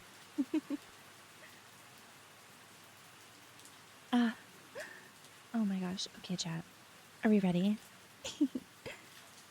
Chapter 1, in which Sophie talks to hats. In the land of Ingari, where such things as 7-league boots and cloaks of invisibility really exist, it is quite a misfortune to be born the eldest of 3. Everyone knows you are the one who will fail first, and worse, if the 3 of you set out to seek your fortunes. Sophie Hatter was the eldest of 3 sisters. She was not even the child of a poor woodcutter, which might have given her some chances of success. Her parents were well-to-do and kept a ladies' hat shop in the prosperous town of Market Chipping. True, her own mother died when Sophie was 2 years old, and her sister, Letty, was 1 year old, and their father married his youngest shop assistant, a pretty blonde girl called Fanny. Fanny shortly gave birth to the 3rd sister, Martha. This ought to have made Sophie and Letty into ugly sisters, but in fact all 3 girls grew up very pretty indeed, though Letty was the one everyone said was most beautiful. Fanny treated all 3 girls with the same kindness and did not favor Martha in the least. Mr. Hatter was proud of his 3 daughters and sent them all to the best school in town. Sophie was the most studious. She read a great deal and very soon realized how little chance she had of an interesting future. It was a disappointment to her, but she was still happy enough, looking after her sisters and grooming Martha to seek her fortune when the time came. Since Fanny was always busy in the shop, Sophie was the one who looked after the younger 2. There was a certain amount of screaming and hair-pulling between those younger 2. Letty was by no means resigned to being the one who, next to Sophie, was bound to be the least successful. "It's not fair," Letty would shout. "Why should Martha have the best of it just because she was born the youngest? I shall marry a prince, so there." To which Martha always retorted that she would end up distinguished rich without having to marry anybody. Then Sophie would have to drag them apart and mend their clothes. She was very deft with her needle. The time went on, and she made clothes for her sisters too. There was one deep rose outfit she made for Letty, the May day before this story really starts, which Fanny said looked as if it had come from the most expensive shop in Kingsbury. About this time, everyone began talking of the Witch of the Waste again. It was said that the witch had threatened the life of the king's daughter, and that the king had commanded his personal magician, Wizard Solomon, to go into the waste and deal with the witch. And it seemed that Wizard Solomon had not only failed to deal with the witch, he had got himself killed by her. So when, a few months after that, a tall black castle suddenly appeared on a hill above Market Chipping, blowing clouds of black smoke from its 4 tall, thin turrets, everybody was fairly sure that the witch had moved out of the waste again and was about to terrorize the country the way she used to 50 years ago. People got very scared indeed. Nobody went out alone, particularly at night. What made it all the scarier was that the castle did not stay in the same place. Sometimes it was a tall black smudge on the moors to the northwest, and sometimes it reared above the rocks to the east, and sometimes it came right downhill to sit in the heather, only just beyond the last farm to the north. You could see it actually moving sometimes, with smoke pouring out from the turrets in dirty gray gusts. For a while everyone was certain that the castle would come right down into the valley before long, and the mayor talked of sending to the king for help. But the castle stayed roving about the hills, and it was learned that it did not belong to the witch, but to Wizard Howl. Wizard Howl was bad enough. Though he did not seem to want to leave the hills, he was known to amuse himself by collecting young girls and sucking the souls from them. Or, some people said he ate their hearts. He was an utterly cold-blooded and heartless wizard, and no young girl was safe from him if he caught her on her own. Sophie, Letty, and Martha, along with all the other girls in Market Chipping, were warned never to go out alone, which was a great annoyance to them. They wondered what use Wizard Howl found for all the souls he collected. They had other things on their minds before long, however, for Mr. Hatter died suddenly, just as Sophie was old enough to leave school for good. It then appeared that Mr. Hatter had been altogether too proud of his daughters. The school fees he had been paying had left the shop quite heavy in debts. When the funeral was over, Fanny sat down in the parlor in the house next door to the shop and explained the situation. "You'll all have to leave the school, I'm afraid," she said. "I've been doing sums back and front and sideways, and the only way I can see to keep the business going and take care of you three is to see you all settle in a promising apprenticeship somewhere. It isn't practical to have you all in the shop. I can't afford it, so this is what I've decided. Letty first." Letty looked up, glowing with health and beauty, which even sorrow in black clothes could not hide. "I want to go on learning," she said. "So you shall, love," said Fanny.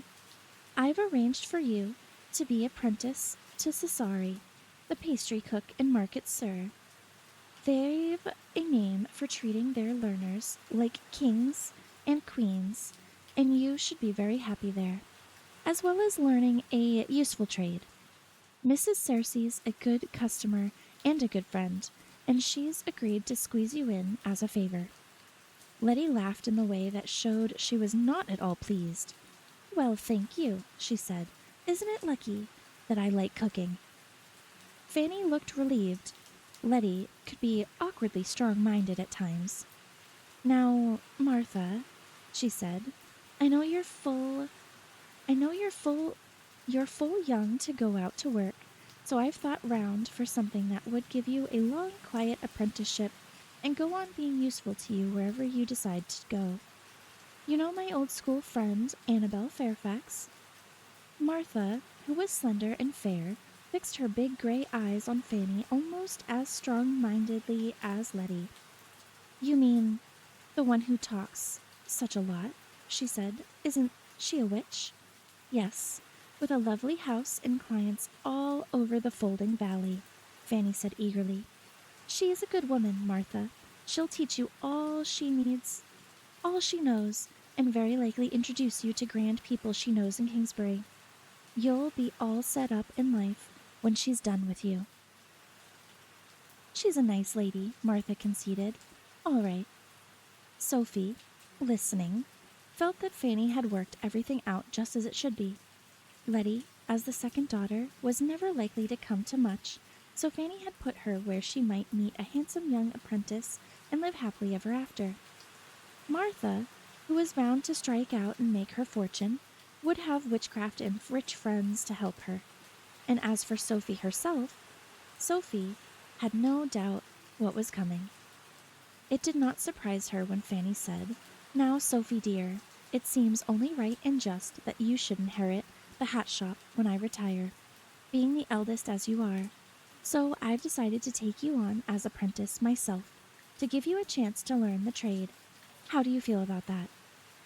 Sophie could hardly say that she simply felt resigned to the hat trade, so she thanked Fanny gratefully. "So that settles it," Fanny said. The next day, Sophie helped Martha pack her clothes in a box, and the morning after that they all saw her off to the carrier's cart, looking small and upright and nervous. For the way to Upper Folding, where Mrs. Fairfax lived, lay over the hills past Wizard Howl's moving castle. Martha was understandably scared. "She'll be all right," said Letty. Letty refused all help with that packing. When the carrier's cart was out of sight, Letty crammed all of her possessions into a pillowcase and paid the neighbor's boot boy 6 pence to wheel it in a wheelbarrow to Cersei's in Market Square. Letty marched behind the wheelbarrow, looking much more cheerful than Sophie expected. Indeed, she had the air of shaking the dust of the hat shop off of her feet. The boot boy brought back a scribbled note from Letty saying she had put her things in the girls' dormitory, and Cersei seemed great fun. A week later, the carrier brought a letter from Martha to say that Martha had arrived safely and that Mrs. Fairfax was, quote, a great dear and uses honey with everything. She keeps bees. That was all Sophie heard of her sisters for quite a while, because she started her own apprenticeship that day. Martha and Letty left. Sophie, of course, knew of the hat trade quite well already. Since she was a tiny child, she had run in and out of big work shed across the yard where the hats were dampened and molded on blocks, and flowers and fruit and other trimmings were made from wax and silk. She knew the people who worked there. Most of them had been there while her father was a boy. She knew Bessie, the one remaining shop assistant. She knew the customers who bought the hats and the man who drove the cart, which fetched raw straw hats in from the country to be shaped on the blocks in the shed. She knew the other suppliers and how you made felt for winter hats. There was not really much that Fanny could teach her, except perhaps the best way to get a customer to buy a hat. You lead up to the right hat, love, Fanny said.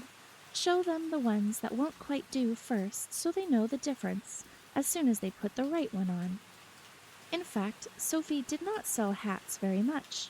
After a day or so observing in the work shed and another day going round the clothier and the silk merchant with Fanny, Fanny set her to trimming hats.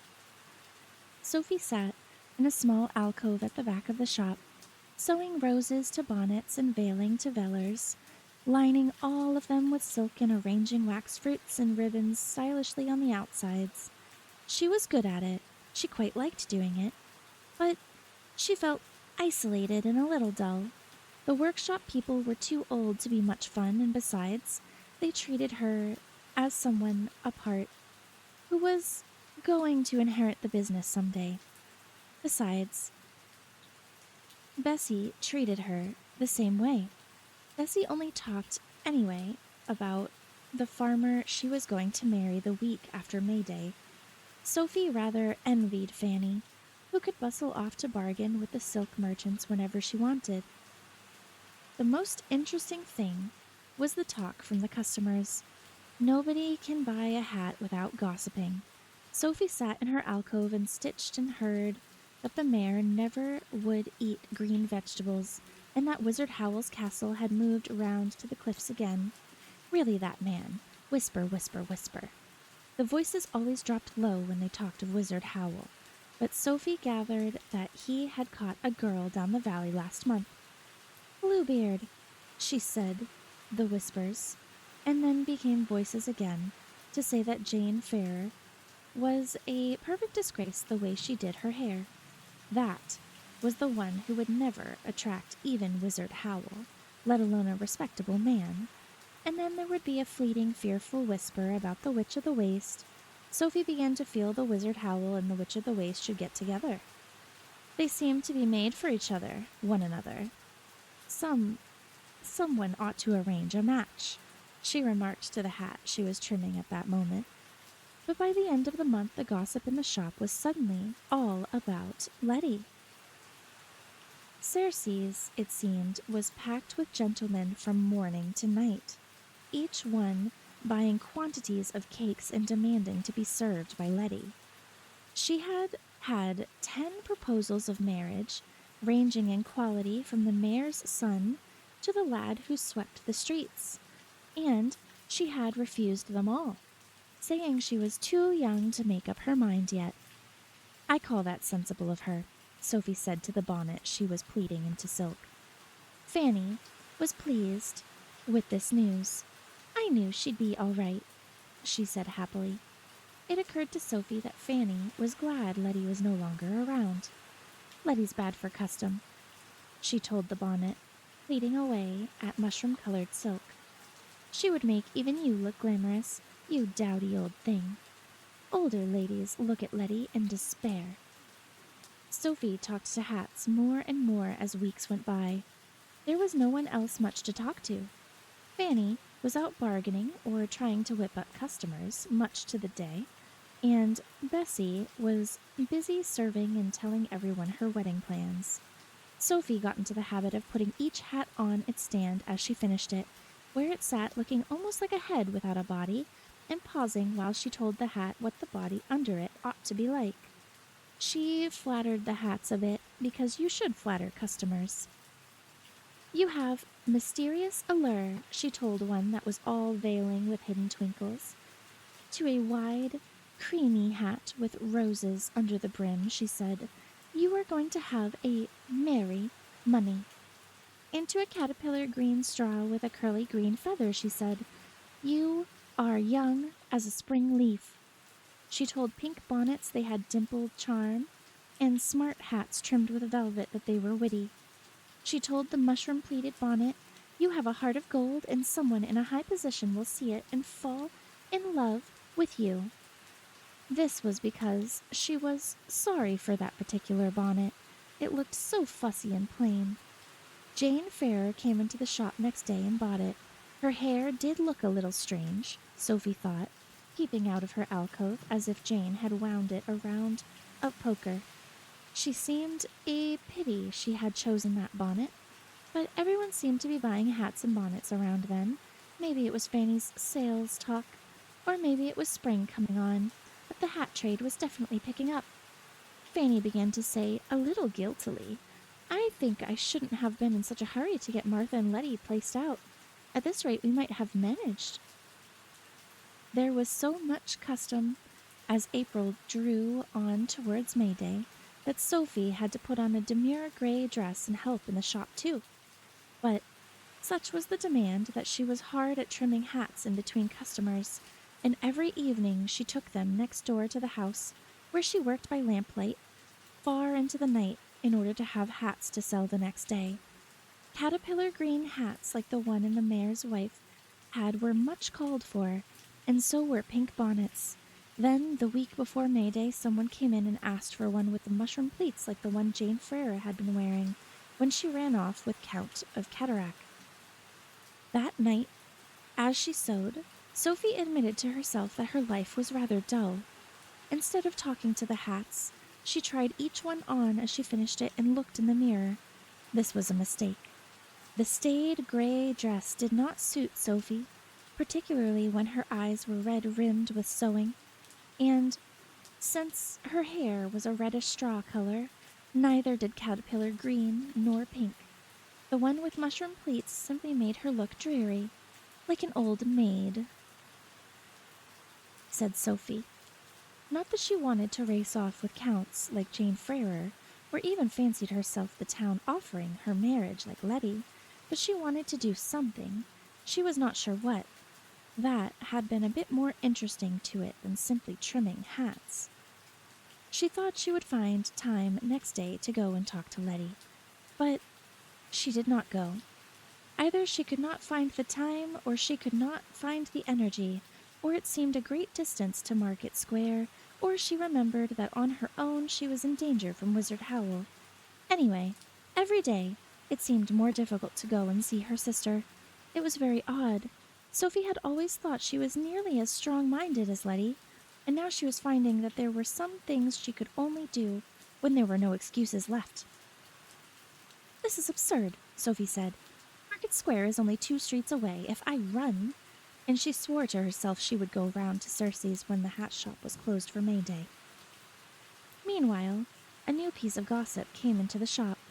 The king had quarreled with his own brother, Prince Justin, it was said, and the prince had gone into exile. Nobody quite knew the reason for the quarrel, but the prince had actually come through market chipping in disguise a couple of months back, and nobody had known. The Count of Cataract had been sent by the king to look for the prince, and when he happened to meet Jane Ferrer instead, Sophie listened and felt sad. Interesting things did seem to happen, but always to somebody else. Still, it would be nice to see Letty. May Day came. Merrymaking filled the streets from dawn onward. Fanny went out early, and Sophie had a couple of hats to finish first. Sophie sang as she worked. After all, Letty was working too. Circe's was open until midnight on holidays. I shall buy one of their cream cakes, Sophie decided.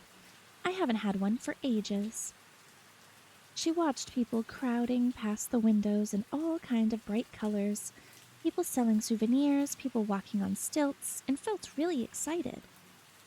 But when she at last put on a gray shawl over her gray dress and went into the street, Sophie did not feel excited. She felt overwhelmed. There were too many people rushing past, laughing and shouting, far too many noises and jostling. Sophie felt as if the past months of sitting and sewing had turned her into an old woman or a semi-invalid. She gathered her shawl around her and crept along close to the houses, trying to avoid being trodden on by people's best shoes or being jabbed by elbows or trailing silk sleeves.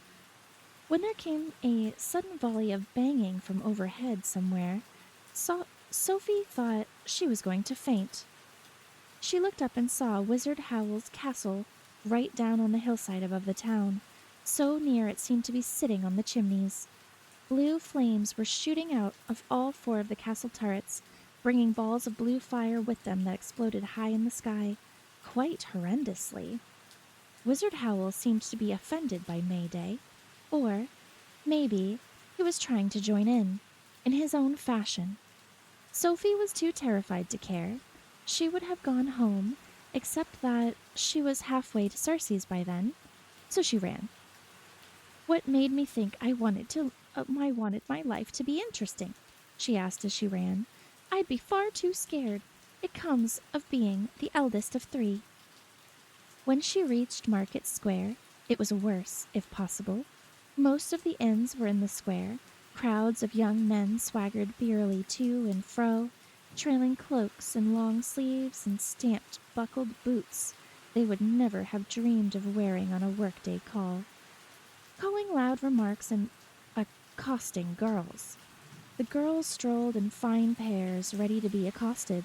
It was perfectly normal for May Day, but Sophie was scared of that, too. And when a young man in a fantastical blue and silver costume spotted Sophie and decided to accost her as well, Sophie shrank into a shop doorway and tried to hide. The young man looked at her in surprise. "It's all right, you little gray mouse," he said, laughing rather pittily. "I only want to buy you a drink. Don't look so scared." The pitying look made Sophie utterly ashamed. He was such a dashing specimen, too, with a bony, sophisticated face, really quite old, well, into his 20s, and elaborate blonde hair. His sleeves trailed longer than any in the square, all scalloped edges and silver insects. "Oh, no, thank you, if you please, sir," Sophie stammered. I'm on my way to see my sister." "Then by all means do so," laughed this advanced young man. "Who am I to keep a pretty lady from her sister? Would you like me to go with you, since you seem so scared?" He meant it kindly, which made Sophie more ashamed than ever. No, thank you, sir," she gasped and fled away past him. He wore perfume, too. The smell of hyacinths followed her as she ran. What a courtly person, Sophie thought, as she pushed her way between the little tables outside of Cersei's. The tables were packed. Inside was packed, and as noisy as the square.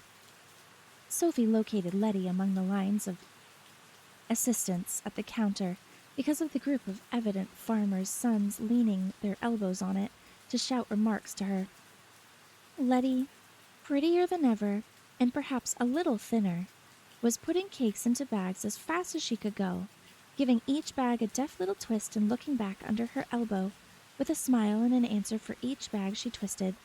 There was a great deal of laughter. Sophie had to fight her way through the counter. Letty saw her. She looked shaken for a moment, and then her eyes and her smile widened and she shouted, "Sophie!" "Can I talk to you?" Sophie yelled. "Somewhere?" She shouted a little helplessly as a large, well-dressed elbow jostled her back from the counter. "Just a moment," Letty screamed back. She turned to the girl next to her and whispered. The girl nodded, grinned, and came to take Letty's place. "You'll have to have me instead," she said to the crowd. "Who's next?" "But I want to talk to you, Letty," one of the farmer's sons yelled. "Talk to Carrie," Letty said. "I want to talk to my sister." Nobody really seemed to mind. They jostled Sophie along to the end of the counter where Letty held up a flap and beckoned and told her to keep Letty all day. When Sophie had edged through the flap, Letty seized her wrist and dragged her into the back of the shop, to a room surrounded by racks upon wood racks, each one filled with rows of cakes. Letty pulled forward 2 stools. "Sit down," she said. She looked in the nearest rack in an absent-mindedly way and handed Sophie a cream cake out of it. "You may need this," she said. Sophie sank onto the stool, breathing the rich smells of cakes and feeling a little tearful. "Oh, Letty," she said, "I am so glad to see you." "Yes, and I'm glad you're sitting down," said Letty. "You see, I'm not Letty. I'm Martha." And that's the end of chapter 1. I was told cuddling was here. Yes, Cheesy, cuddling is here. Are you here for your cuddle? Oh my goodness. I forgot how hectic chapter 1 was in that book. Thank you for the head pat. So good. I agree.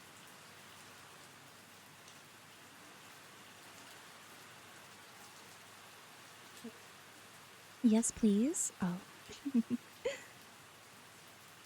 Good thing I have one here right for you. I'm always here, always. Oh, hi, Carl. Ghost cuddles? Yes, please. That's what we're here for, right? I'm gonna take melatonin now. Oh, okay, yeah, it's 11:30. You probably should.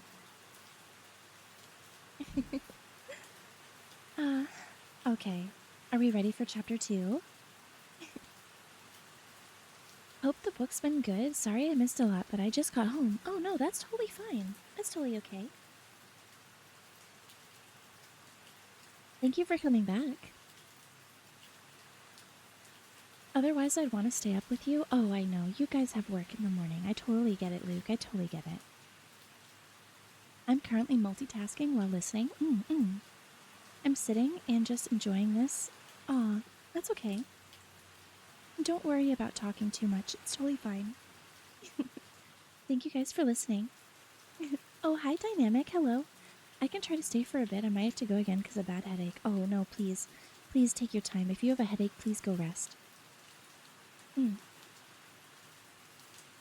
Oh, okay, I'll hydrate one more time before we get into it. Just for you.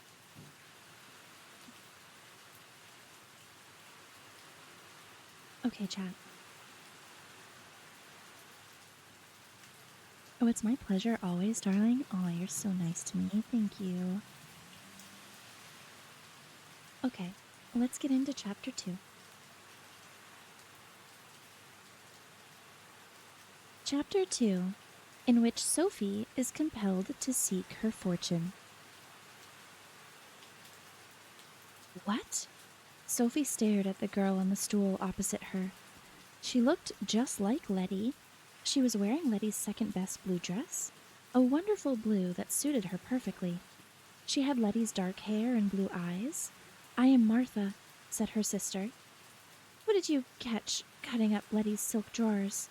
I never told Letty that, did you?" "No," said Sophie, quite stunned. She could see it was Martha now. There was Martha's tilt to Letty's head, and Martha's way of clasping her hands around her knees, with her thumbs twiddling. "Why?" "I've been dreading you coming to see me," Martha said, "because I knew I'd have to tell you. It's a relief now that I have. Promise you won't tell anyone. I know you won't tell if you promise. You're so honorable." "I promise," Sophie said. "But why? How?" "Letty and I arranged it," Martha said, twiddling her thumbs, "because Letty wanted to learn witchcraft and I didn't.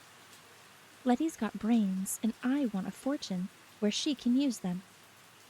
Only try telling that to Mother. Mother's too jealous of Letty even to admit she has brains." Sophie could not believe Fanny was like that, but she let it pass. "Well, what about you?"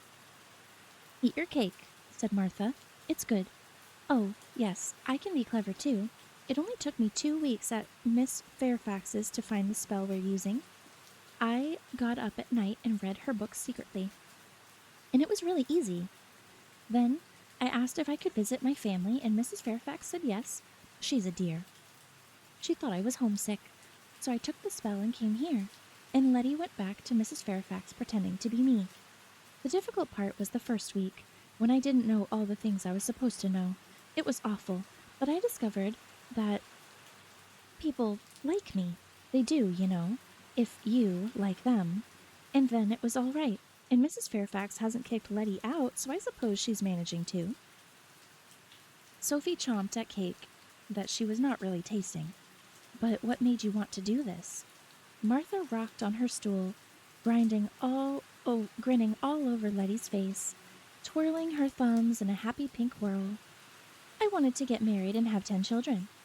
You're not old enough, said Sophie. Not quite, Martha agreed, but you can see I've got to start quite soon in order to fit 10 children in, and this way gives me time to wait and see if the person I want likes me for being me. The spell's going to wear off gradually, and I shall get more and more like myself, you see.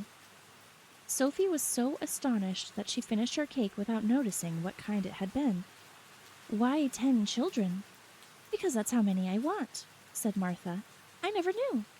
Well, it wasn't much good going on about it when you were so busy backing Mother up about me making my fortune, Martha said. You thought Mother meant it. I did too, until Father died and I saw she was just trying to get rid of us, putting Letty where she was bound to meet a lot of men and get married off and sending me far away as she could. I was so angry, I thought, why not? And I spoke to Letty and she was just as angry and we fixed it up. We're fine now, but we both feel bad about you. You're far too clever and nice to be stuck in that shop for the rest of your life. We talked about it, but we couldn't see what to do. I'm all right, Sophie protested. Just a bit dull. All right, Martha exclaimed. Yes, you prove you're all right by not coming near here for months, and then turning up in a frightful gray dress and shawl looking as if I scare you. What's Mother been doing to you? Nothing, Sophie said uncomfortably. We've been rather busy. You shouldn't talk about Fanny that way, Martha. She is your mother. Yes, and I'm enough like her to understand her, Martha retorted. That's why she sent me so far away, or tried to. Mother knows you don't have to be unkind to someone in order to exploit them. She knows how dutiful you are. She knows you have this thing about you, being a failure because you're only the eldest. She's managed you perfectly and got you slaving away for her. I bet she doesn't pay you. I'm still an apprentice, Sophie protested. So am I, but I get a wage. The Sarceys know I'm worth it, said Martha. The hat shop is making a mint these days, and all because of you. You made that green hat that makes the mayor's wife look like a stunning schoolgirl, didn't you? Caterpillar green. I trimmed it, said Sophie. And the bonnet Jane Frere was wearing when she met that nobleman. Martha swept on. You're a genius with hats and clothes, and Mother knows it. You sealed your fate when you made Letty that outfit that last May. Now you earned the money while she goes off gadding. She's out doing the buying, Sophie said.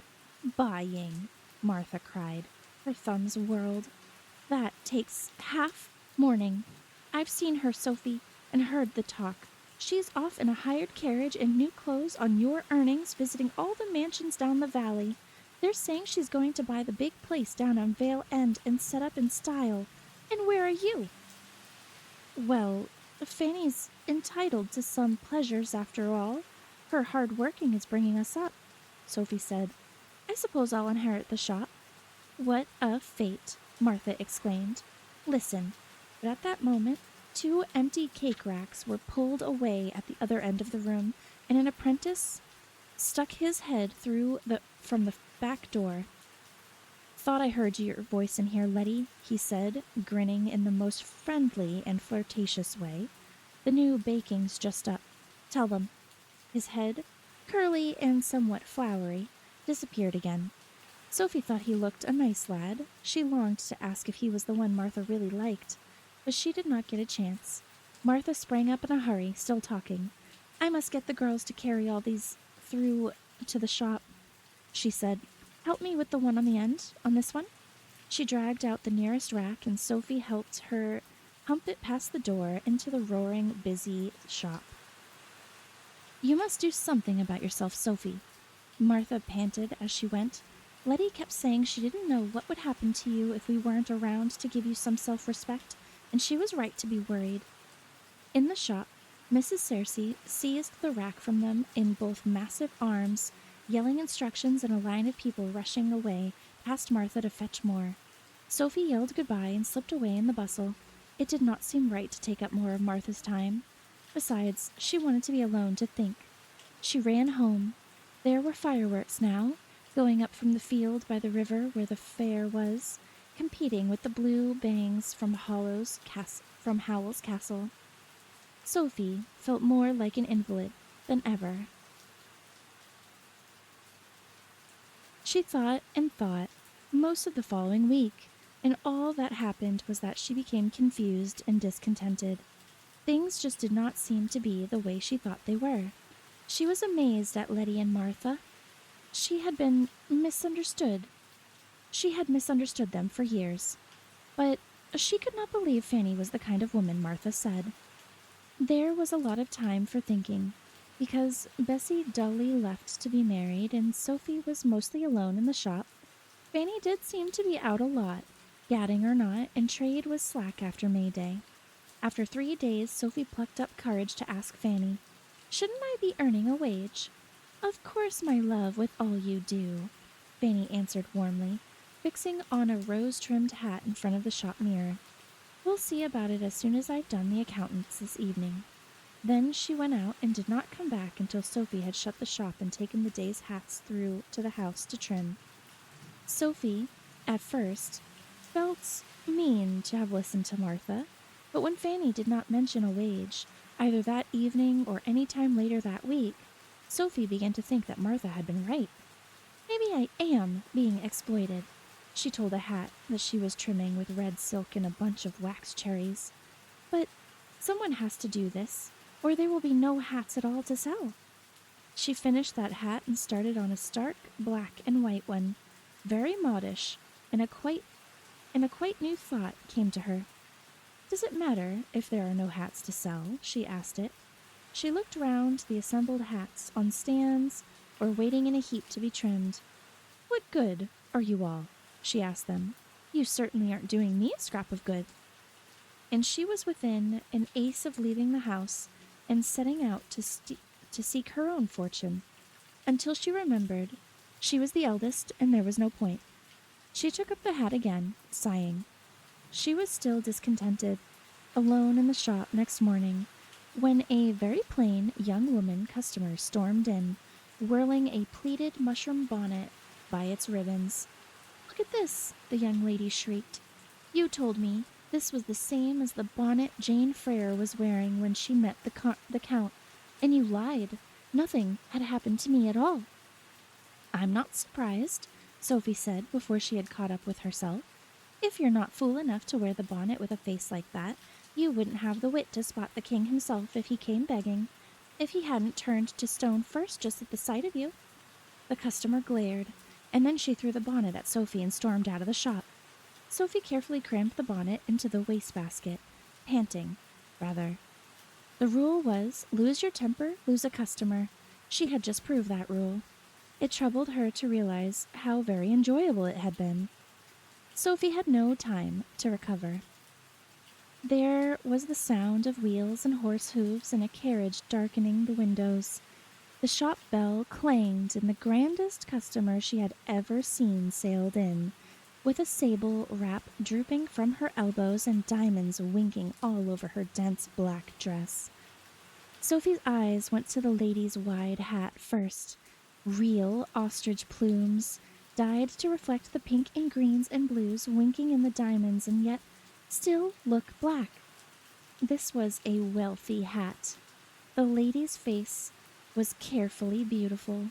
The chestnut brown hair made her seem young, but Sophie's eyes took in the young man who followed the lady in, a slightly formless-faced person with reddish hair, quite well-dressed, but pale and obvious upset.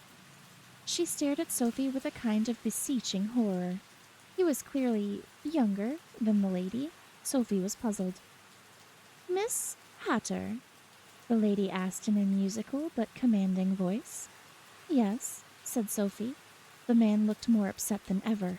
Perhaps the lady was his mother. I hear you sell the most heavenly hats, said the lady. Show me. Sophie did not trust herself to answer in her present mood. She went and got out hats. None of them were in this lady's class, but she could feel the man's eyes following her, and that made her uncomfortable. The sooner the lady discovered the hats were wrong for her, the sooner this odd pair would go. She followed Fanny's advice and got out the wrongest first. The lady began rejecting hats instantly. Dimples, she said to the pink bonnet, and youth to the carpet green one. To the one of twinkles and veils, she said, mysterious allure. How very obvious. What else have you?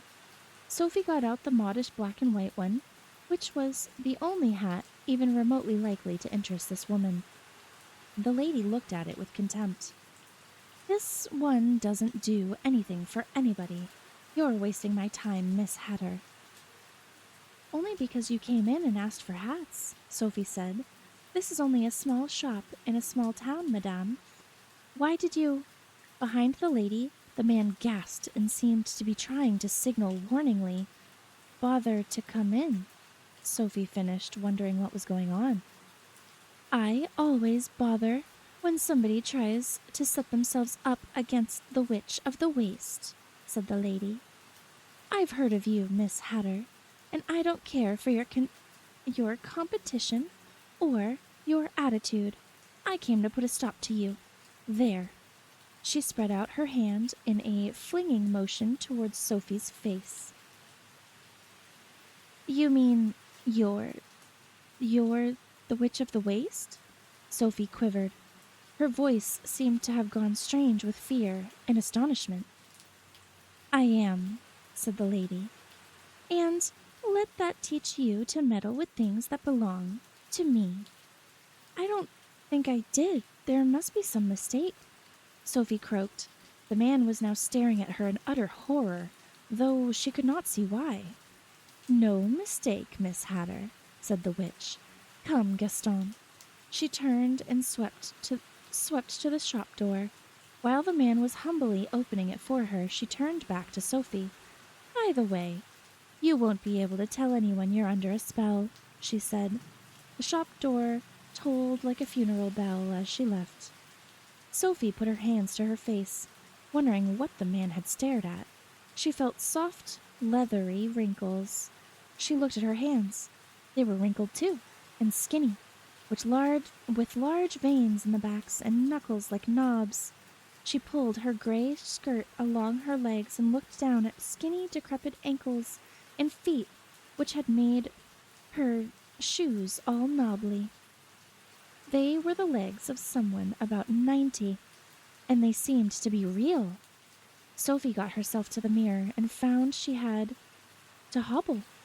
The face in the mirror was quite calm, because it was what she expected to see. It was the face of a gaunt old woman, withered and brownish, surrounded by wispy white hair.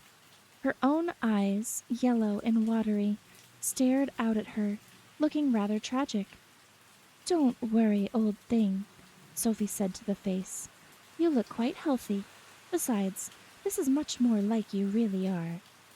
She thought about her situation quite calmly.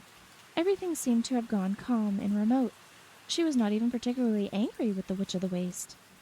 Well, of course I shall have to do for her when I get the chance, she told herself.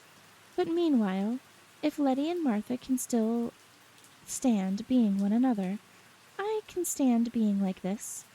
But I can't stay here. Fanny would have a fit. Let's see, this gray dress is quite suitable, but I shall need my shawl and some food. She hobbled over to the shop door and carefully put up the closed notice.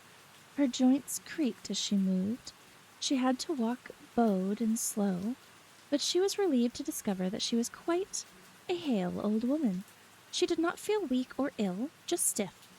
She hobbled to collect her shawl and wrapped it over her head and shoulders, as old women did.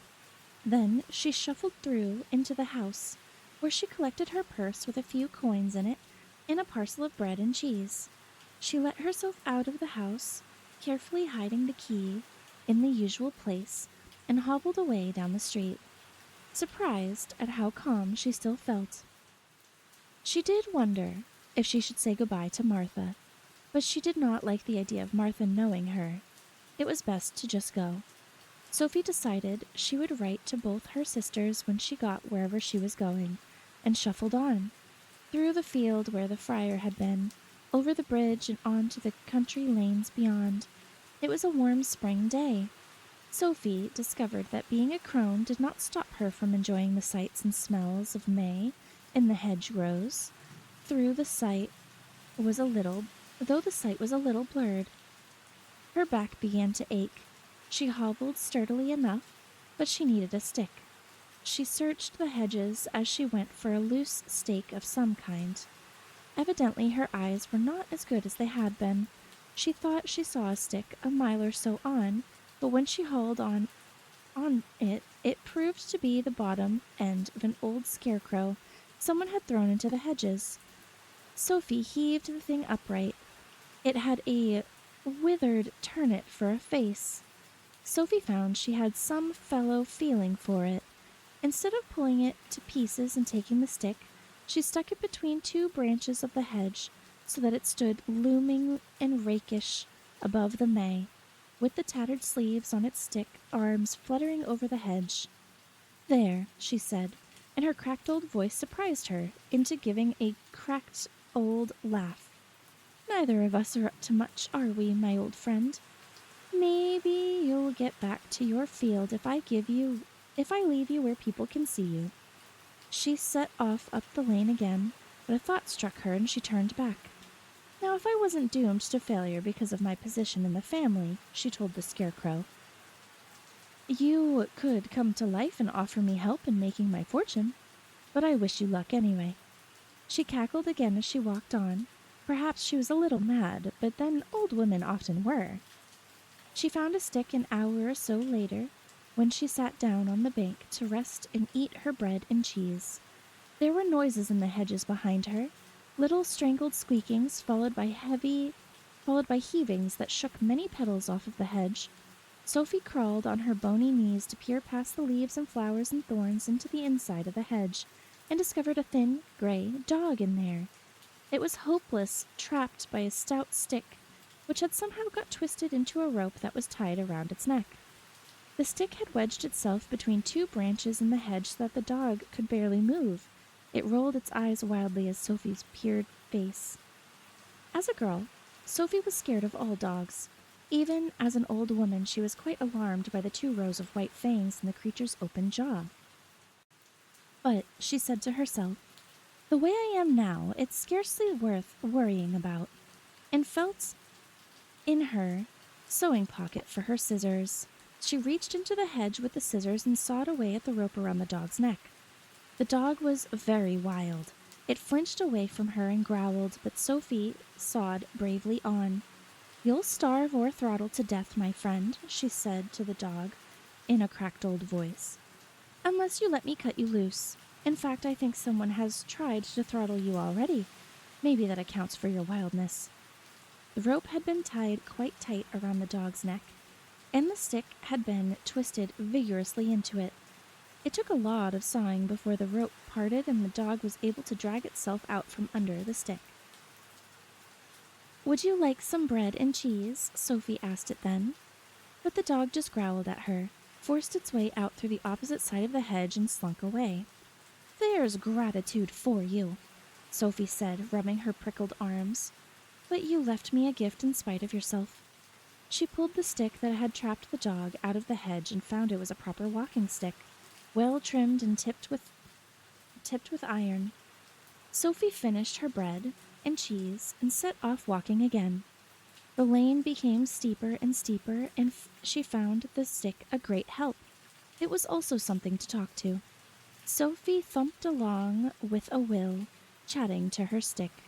After all, old people often talk to themselves. "There's 2 encounters," she said, "and not a scrap of magical gratitude from either. Still, you're a good stick. I'm not grumbling, but I'm sure I'm surely due to have a third encounter, magical or not. In fact, I insist on one. I wonder what it will be.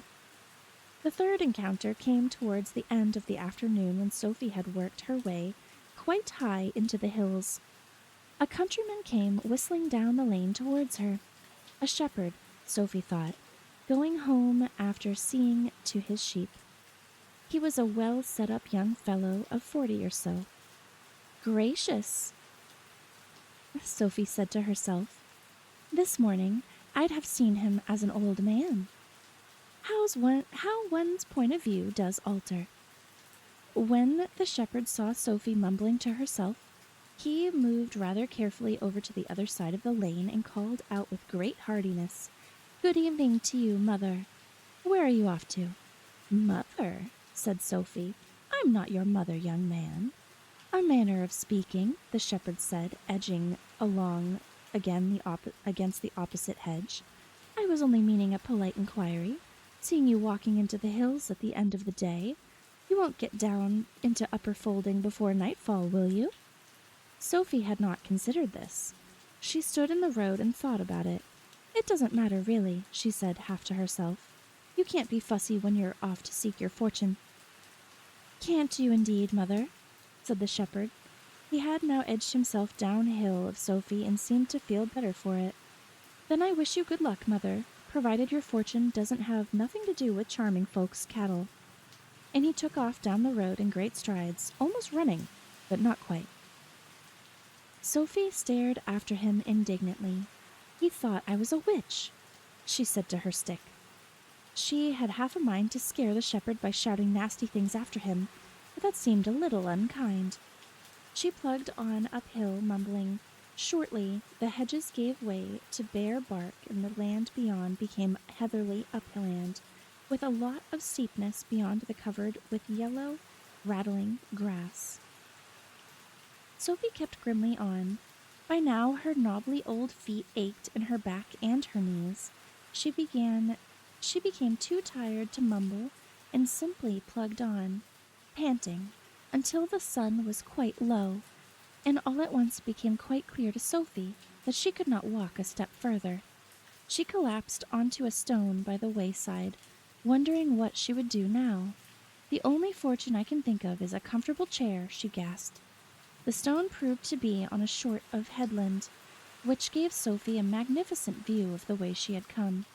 There was most of the valley spread out beneath her in the setting sun, all fields and walls and hedges, and windings of rivers, and the fine masons of rich people glowing out from clumps of trees, right down to the blue mountains in the far distance. Just below her was Market Chipping. Sophie could look down into its well-known streets. There was Market Square and Cessaries. She could have tossed a stone down the chimney ports of the houses next to the hat shop. "How near it still is," Sophie told her stick in dismay. "All that walking just to get above my own rooftop." It got cold on the stone as the sun went down. An unpleasant wind blew whichever way. Sophie turned to avoid it. Now it no longer seemed so unimportant that she would be out on the hills during the night. She found herself thinking more and more of a comfortable chair and a fireside, and also of darkness and wild animals. But if she went back to the Market Chipping, it would be the middle of the night before she got there. She might just as well go on.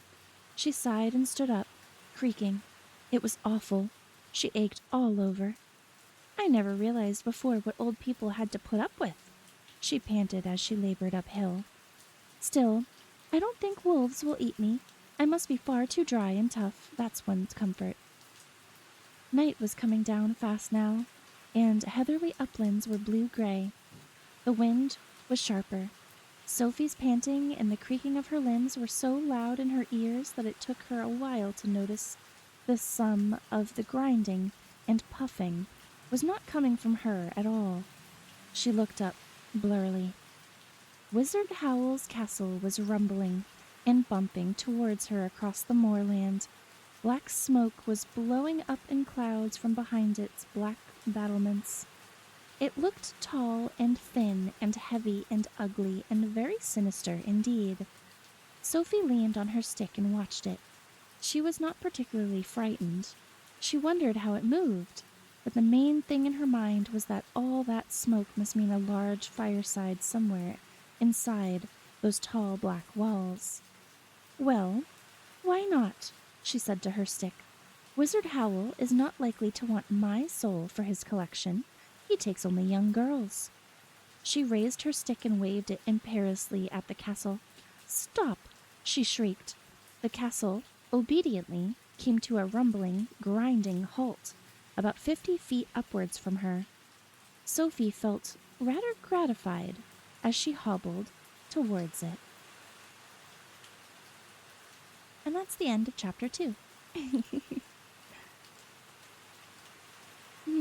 It's actually kind of pleasant, low-key, to be reading a book that has a little bit longer chapters. Oh, hi, Crow. Hello. Shush, this is the good part. Well, funny enough, the whole thing is a pretty good part.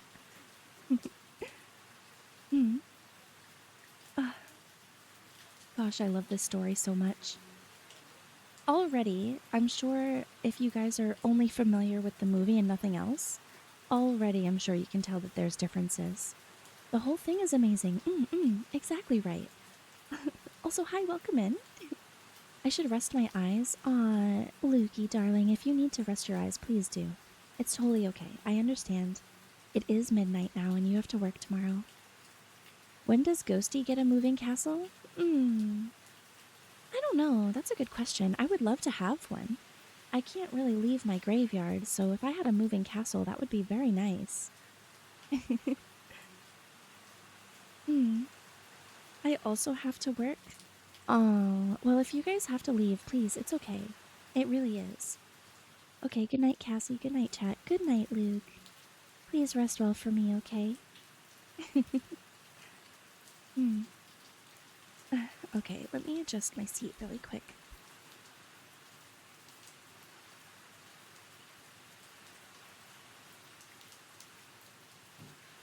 We need Cass to have a moving castle so she can pick us up. Aw. Oh, thank you for the stretch, Luke. Get some good rest, okay? Okay, let me stretch. And then I'll hydrate. And then we'll get into the next chapter, alright? I think we will probably read what we've read. We've read chapter 1 and 2. I think we'll probably read chapter 3, and then we'll see how we feel. Okay, chat?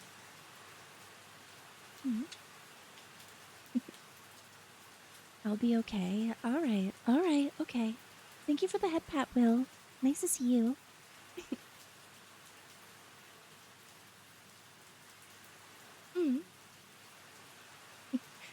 Computer Geek, you've been asking for a casket-weighted blanket since I met you, I think. Maybe one day, friend. Maybe one day. Okay. Chapter 3, in which Sophie enters into a castle and a bargain. There was a large black door in the black wall facing Sophie, and she made for that, hobbling briskly. The castle was uglier than ever close to. It was far too tall for its height and not a very regular shape. As far as Sophie could see in the growing darkness, it was built of a huge black block, like coal, and, like coal, the blocks were all different shapes and sizes. Chill breathed off of these blocks as she got closer, but that failed to frighten Sophie at all. She just thought of chairs and firesides and stretched her hands out eagerly to the door. Her hand could not come near it. Some invisible wall snapped her hand about a foot from the door. Sophie prodded at it with an irritable finger. When that made no difference, she prodded with her stick. The wall seemed to be all over the door, from as high as her stick could reach, and right down to the heather sticking out from underneath the doorstep. "Open up!" Sophie cracked at it. That made no difference to the wall. "Very well," Sophie said. "I'll find your back door." She hobbled off to the left-hand corner of the castle. that being both nearest and slightly downhill, but she could not get round the corner. The invisible wall stopped her again as soon as she was level with the irregular black cornerstone. At this, Sophie said a word she had learned from Martha that neither old ladies nor young ladies are supposed to know, and stumped uphill and anti-clockwise to the castle's right-hand corner. There was no barrier there. She turned that corner and hobbled eagerly towards the second big black door in the middle of that side of the castle. There was a barrier over that door, too. Sophie glowered at it. "I call that very unwelcoming," she said. Black smoke blew down from the battlements in clouds. Sophie coughed. Now she was angry. She was old, frail, chilly, and aching all over. Night was coming on, and the castle just sat and blew smoke at her. "I'll speak to Howl about this," she said, and set off fiercely to the next corner. There was no barrier there. Evidently you had to go round the castle anti-clockwise, but there, a bit sideways in the next wall, was a third door. This one was much smaller and shabbier. "The back door, at last," Sophie said. The castle started to move again as Sophie got near the back door. The ground shook. The wall shuddered and creaked, and the door started to travel away, sideways from her. "Oh, no, you don't," Sophie shouted. She ran up to the door and hit it violently with her stick. "Open up," she yelled. The door sprang open inward, still moving away sideways. Sophie, by hobbling furiously, managed to get one foot up into the doorstep. Then she hopped and scrambled and hopped again, while the great black blocks round the door jolted and crunched as the castle gathered speed over the uneven hillsides. Sophie did not wonder that the castle had a lopsided look. The marvel was that it did not fall apart on the spot. "What a stupid way to treat a building," she panted as she threw herself inside. She had to drop her stick and hang on to the open door in order to not be jostled straight out again. When she began to get her breath, she realized there was a person standing in front of her, holding the door too. He was a head taller than Sophie, but she could see that he was the merest child, only a little older than Martha, and he seemed to be trying to shut the door on her and push her out of the warm lamplight, low-beam room beyond him, into the night again. "Don't you have the impudence to shut the door on me, my boy," she said. "I wasn't going to, but you're keeping the door open," he protested. "What do you want?" Sophie looked round at what she could see beyond the boy.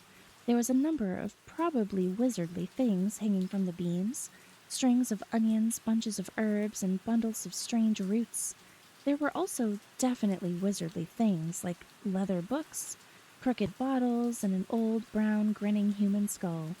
On the other side of the boy was a fireplace with a small fire burning in the grate. It was a much smaller fire than all of the smoke outside suggested, but then this was obviously only a back room in the castle.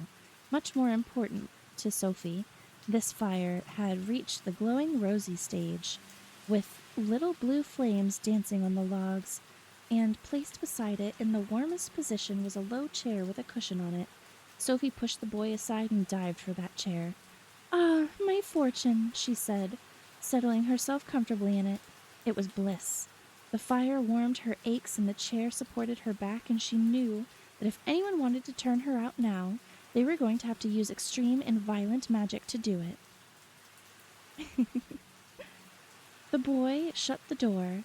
Then he picked up Sophie's stick and politely leaned it against the chair for her. Sophie realized that there was no sign at all that the castle was moving across the hillside, not even the ghost of a rumble or the tiniest shaking. How odd! "Tell Wizard Howl," she said to the boy, "that this castle's going to come apart around his ears if it travels much farther." "The castle's bespelled to hold together," the boy said, "but I'm afraid Howl's not here just at the moment." This was good news to Sophie. "When will he be back?" she asked, a little nervous. "Probably not till tomorrow now," the boy said. "What do you want? Can I help you instead? I'm Howl's apprentice, Michael." This was better news than ever. "I'm afraid only the wizard can possibly help me," Sophie said quickly and firmly. It was probably true, too. "I'll wait, if you don't mind." It was clear Michael did mind. He hovered over her a little helplessly. To make it plain to him that she had no intention of being turned out by a mere boy apprentice, Sophie closed her eyes and pretended to go to sleep. "Tell him the name's Sophie," she murmured. "Old Sophie," she added to be on the safe side.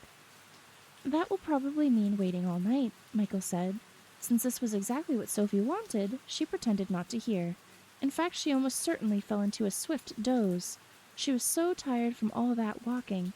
After a moment, Michael gave her up and went back to the work he was doing at the workbench where the lamp stood. So she would have a whole night's shelter, even if it was only slightly false pretenses, Sophie thought drowsily. Since Howl was such a wicked man, it probably served him right to be imposed upon. But she intended to be well away from here by the time Howl came back and raised objections. She looked sleepily and slyly across at the apprentice. It rather surprised her to find him such a nice, polite boy. After all, she had forced her way in quite rudely, and Michael had not complained at all. Perhaps Howl kept him in abject servility, but Michael did not look servile. He was a tall, dark boy with a pleasant, open sort of face, and he was most reasonably dressed. In fact, if Sophie had not seen him at the moment carefully pouring green fluid out of a crooked flask onto black powder in a bent glass jar, she would have taken him for the son of a prosperous farmer. How odd! Still, things were bound to be odd where wizards were concerned, Sophie thought. And this kitchen, or workshop, was beautifully cozy and very peaceful. Sophie went properly to sleep and snored. She did not wake up when there was a flash and a muted bang from the workshop bench, followed by a hurriedly bitten-off swear word from Michael. She did not wake when Michael, sucking his burned fingers, put the spell aside for the night and fetched bread and cheese out of the closet. She did not stir when Michael knocked her stick down with a clatter, reaching over her for a log to put on the fire, or when Michael looked down into Sophie's open mouth, remarked to the fireplace, "She's got all of her teeth. She's not the Witch of the Waste, is she?" "I wouldn't have let her come in if she was," the fireplace retorted. Michael shrugged and picked Sophie's stick politely up, again, and then he put a log on the fire with equal politeness and went away to bed somewhere overhead. In the middle of the night, Sophie was woken by someone snoring. She jumped upright, rather irritated to discover that she was the one who had been snoring. It seemed to her that she had only dropped off for a second or so, but Michael seemed to have vanished in those seconds, taking the light with him. No doubt a wizard's apprentice learned to do that kind of thing in his first week, and he had left the fire very low. It was giving out irritating hisses and pops. A cold draft blew on Sophie's back. Sophie recalled that she was in a wizard's castle, and also with unpleasant distinctness that there was a human skull on a workbench somewhere beside her. She shivered and cranked her old stiff neck around, but there was only darkness beside her. "Let's have a bit more light, shall we?" she said. Her cracked little voice seemed to make no more noise than the crackling of the fire. Sophie was surprised. She had expected it to echo through the vaults of the castle. Still, there was a basket of logs beside her. She stretched out a creaking arm and heaved a log on the fire, which sent a spray of green and blue sparks flying up the chimney. She heaved on a second log and sat back, not without a nervous look or so behind her, where blue-purple light from the fire was dancing over the polished brown bones of the skull. The room was quite small. There was no one in it but Sophie and the skull.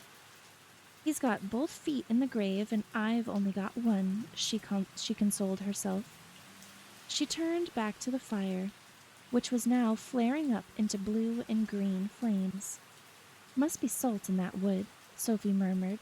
She settled herself back comfortably, putting her knobbly feet on the fender, and her head into a corner of the chair, where she could stare into the colored flames and begin dreamily considering what she ought to do in the morning. But she was sidetracked a little by imagining a face in the flames. It would be a thin blue face, she murmured. Very long and thin, with a thin blue nose. But those curly green flames on top are most definitely your hair. Suppose I didn't go until Howells gets back. Wizards can lift spells, I suppose, and those purple flames near the bottom make the mouth. You have savage teeth, my friend. You have two green tufts of flames for eyebrows. Curiously enough, the only orange flames in the fire were under the green eyebrows flames, just like eyes, and they each had a little purple glint in the middle that Sophie could almost imagine was looking at her, like the pupil of an eye. On the other hand, Sophie continued, looking into the orange flames, if the spell was off, I'd have my heart eaten before I could turn around. Don't you want your heart eaten? Asked the fire. It was definitely the fire that spoke. Sophie saw its little purple mouth move as the words came out. Its voice was nearly as cracked as her own, full of the spitting and whining of burning wood. Naturally I don't, Sophie answered. What are you? A fire demon, answered the purple mouth. There was more whine than spit to its voice as it said, I'm bound to this hearth by contract. I can't move from this spot. Then its voice became brisk and crackling. And what are you? It asked. I can see you're under a spell. This roused Sophie from her dreamlike state. You see, she exclaimed. Can you take the spell off? There was a popping, blazing silence while the orange eyes in the demon's waving blue face traveled up and down Sophie. It's a strong spell, it said at last. It feels like one of the Witch of the Waste to me. It is, said Sophie. But it seems more than that, crackled the demon. I detect 2 layers, and of course you won't be able to tell anyone about it unless they know already. It gazed at Sophie a moment longer. I shall have to study it, it said. How long will that take? Sophie asked. It may take a while, said the demon. And it added in a soft, persuasive flicker, how about making a bargain with me? I'll break your spell if you agree to break this contract I'm under. Sophie looked warily at the demon's thin blue face. It had a distinctly cunning look as it made its proposal. Everything she had read showed the extreme danger of making a bargain with a demon, and there was no doubt that this one did look extraordinarily evil. Those long purple teeth. Are you sure you're being quite honest? She said. Not completely, admitted the demon. But do you want to stay like that till you die? That spell has shortened your life by about 60 years, if I am any judge of such things. That was a nasty thought, and one which Sophie had tried not to think about up until now. It made quite a difference. This contract you're under, she said. It's with Wizard Howl, is it? Of course, said the demon. Its voice took on a bit of whine again. I'm fastened to this hearth, and I can't stir so much as a foot away. I'm forced to do most of the magic around here. I have to maintain the castle and keep it moving and do all the special effects that scare people off, as well as anything else Howl wants. Howl's quite heartless, you know. Sophie did not need telling that Howl was heartless. On the other hand, the demon was probably quite as wicked. Don't you get anything out of this contract at all? She said. I wouldn't have entered into it if I didn't, said the demon, flickering sadly. But I wouldn't have done it had I known what it would be like. I'm being exploited. In spite of her caution, Sophie felt a good deal of sympathy for the demon. She thought of herself making hats for Fanny, and while Fanny was gadding, All right, she said. What are the terms of the contract? How do I break it? An eager purple grin spread across the demon's blue face. You agree to a bargain? If you agree to break the spell on me, Sophie said, with a brave sense of saying something fatal. Done, cried the demon, his long face leaping gleefully up the chimney. I'll break your spell the very instant you break my contract. Then tell me how to break your contract, Sophie said. The orange eyes glinted at her, looking away. I can't. Part of the contract is that neither the wizard nor I can say what the main clause is. Sophie saw that she had been tricked. She opened her mouth to tell the demon that it could sit in the fireplace until doomsday in that case. The demon realized she was going to. Don't be hasty, it crackled. You can find out what it is if you watch and listen carefully. I implore you to try. The contract isn't doing either of us any good in the long run, and I do keep my word. The fact that I'm stuck here shows that I keep it. It was in earnest, leaping about on its logs in an agitated way. Sophie again felt a great deal of sympathy. But if I'm to watch and listen, that means I have to stay here in Howl's castle, she objected. Only about a month. Remember, I have to study your spell, too, the demon pleaded. But what possible excuse can I give for doing that? Sophie asked. We'll think of one. Howl's pretty useless at most things, in fact, the demon said, venomously hissing. He is too wrapped up in himself to see beyond his nose half the time. We can deceive him, as long as you'll agree to stay. Very well, Sophie said. I'll stay. Now find an excuse. She settled herself comfortably in the chair while the demon thought. It thought aloud, in a little crackling, flickering murmur which reminded Sophie rather of the way she had talked to her stick when she walked here, and it blazed while it thought with such a glad and powerful roaring that she dozed again. She thought the demon did make a few suggestions. She remembered shaking her head to the notion that she should pretend to be Howl's long-lost great-aunt, and to one or two ones even more far-fetched, but she did not remember very clearly.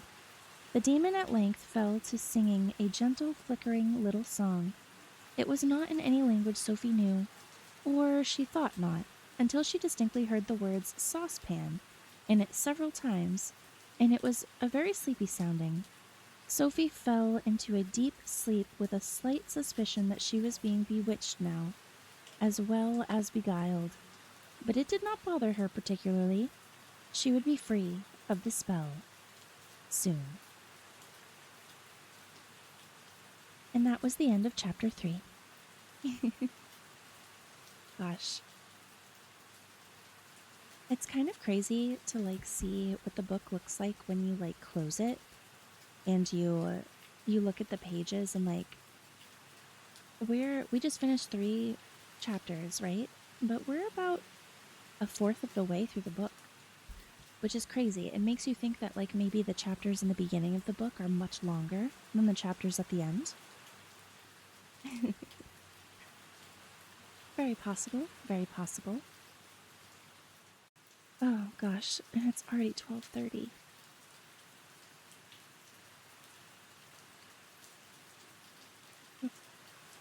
I wonder how many of you have fallen asleep. Hi, Alex.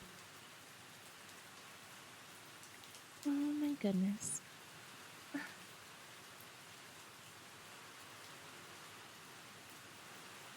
Already a quarter through. Yeah, just through 3 chapters. Isn't that nuts? Oh well. Hi. We need more books. I actually have quite a bit of books to get through now, thanks to you generous souls.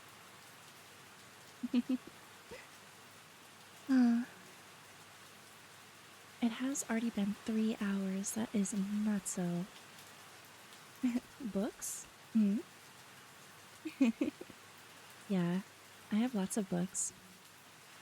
Especially now. Now we have the 3 books in the Howl's Moving Castle series we have to get through, which I am very excited for. This first book that we're reading now is the only one that I've read before. The other 2 are completely new to me.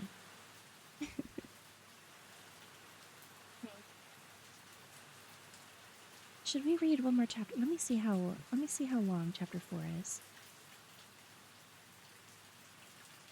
I'm writing while listening. This is wonderful. Oh, you're writing while listening? That sounds fun. Chapter 4 is a bit long. I'm also writing. Oh my, you guys are so talented. I have so many books, honestly, same. Twinsies, yes, very fun. I might actually call the book reading here and just talk to you guys for a little while, if that's okay. I am starting to get a little sleepy, as I'm sure most of you guys are too. The next chapter is definitely long. If that's what you want, well, this writing is long overdue. I'm tweaking lore. Ooh. Your own lore, Alex.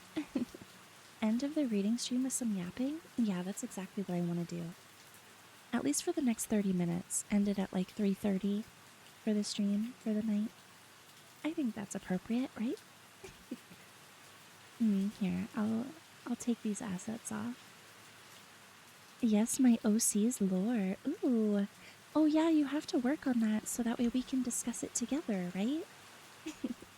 I'm still trying to figure out my lore, Alex, don't worry. Oh, you guys are both working on lore. Ooh. Lore is so much fun. So much fun.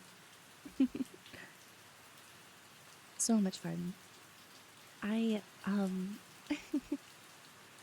I don't oh, thank you for the head pat, Ted. Thank you. Teddy, how are you doing tonight? If you can hear me. I hope you're doing okay. I need help for sure. Lamau. Help for sure. I'm sure you're doing great, truly. I'm sure you are. I have no doubt. Oh, I had it written such a long time ago, but alas, I lost the notebook it was in. Oh, I see. Ending at 3:30 sounds great. That's 3 hours away for you. Oh, you know that's not what I meant. I popped an 800 mega... Oh, ibuprofen? An 800 milligram ibuprofen? So does that mean your headache feels a little bit better? I usually take 2 500s. She believes in me, chat. Now I'm kicking my freaking feet. Yeah, Caro, of course I believe in you. My head feels less like ice is ramming through it, and now I'm good. Okay, good. I'm glad. I mean, whatever works, you know? Ibuprofen always works for me, too. Yeah. I didn't even know 800 milligram ibuprofen was a thing. Oh. Other than that, today was painfully meh. I see. I see.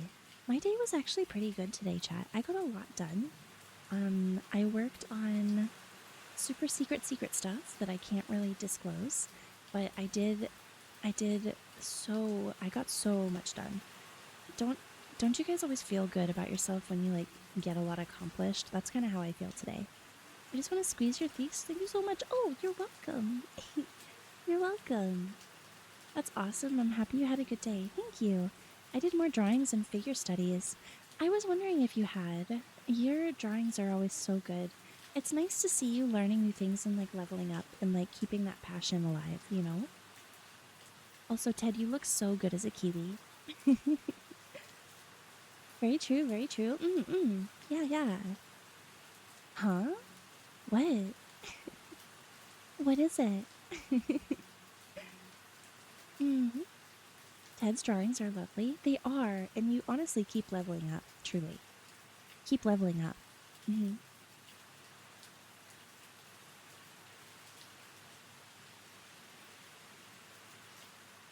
Is it because I'm tasty and sweet like a kiwi? I mean, you definitely are tasty and sweet, but I don't know if I'd compare you to a kiwi. Silly Oni. A kiwi. Kiwis are a little sour too, you know.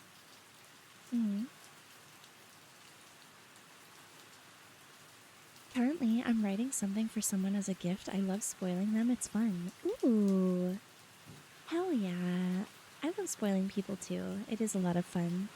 True, I am a sour fuck sometimes. No.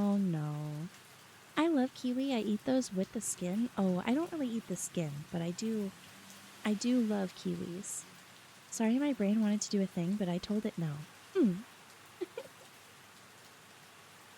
Ted is a bird now? No, silly. Gosh, Ted, everyone keeps trying to make you into something that you're not. Isn't that funny? I love spoiling you as well, you pretty little ghostie. Oh, thank you. Oh, I'm so cuddly and sleepy. Did you guys get enough cuddles? I don't think we've cuddled enough. I don't think so. I'm still an Oni? Of course you are. I hate this life. First I'm a rat and then a deer and now a fuck-ass bird. Oh, Ted, I'm sorry. I think it's just because it's so much fun to tease you, you know? Also, don't hate your life, sweetheart. We love you. You said Ted is a kiwi? That's a bird. It's also a fruit, silly. I'm on the way. I'll cuddle you nice and tight. Okay, cool. That's exactly what I want. It's exactly what I want. I need all the hugs right now. Mm, I'm so comfy. I didn't get a cuddle. Oh, what? Come here. The deer is because of my friend. I don't know how the rat started. Oh, the rat started because Ted's obsessed with rats. And when I first met Ted, he drew me as a rat. You guys have seen my rat sticker. Ted went through a whole phase where he was drawing everyone as rats, and then he drew himself as a rat and had a little foogie of him as a rat. And then it kind of like a bunch of people started thinking that he was a rat because of that. Do we get morning stream? Yeah, tomorrow morning you guys get me all to yourself. We get to fall asleep together tonight, chat, and then in the morning we get to wake up together. Okay, but rats are cute. Rats are cute. Rats are great. They are very cute. Although I did have to eat one in Little Nightmares. That was kind of upsetting. I didn't like that. But yes, we are waking up bright and early. I'll be going live at 9:30 a.m. EST tomorrow. Don't worry, I will be here. And you'll get you'll get morning voice casket and some art. I'm still trying to make some progress on Luke's little character. We have been brainstorming up a storm in the background for his lore. I'm sure you guys saw he's really coming up with some cool things for his character. I'm sure you guys saw that he changed his like username and everything. I'm really proud of him. He's doing great. You know what else is cute? The ghostie. Aw, thank you. Thank you so much.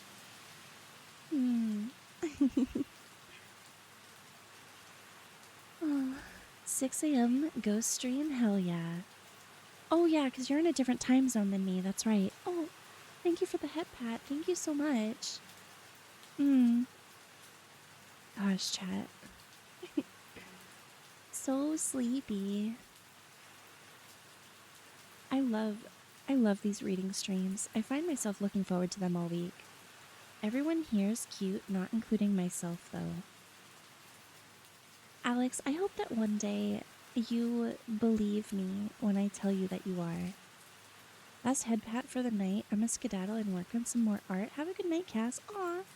Okay. I love you so much, Ted. I hope that you do so well tonight. Okay, please have fun, alright? Please try to have some fun. Such a cute little wholesome stream tonight. I love it. Sometimes the wholesome is what I need. Yeah. Sometimes the wholesome is needed, you know? And like, I can do both. Like, yeah, we can have fun and be flirty and salacious, whatever, but sometimes it's fun to just kind of like vibe and hang out with each other, you know? Like in an environment like this. It's a lot of fun.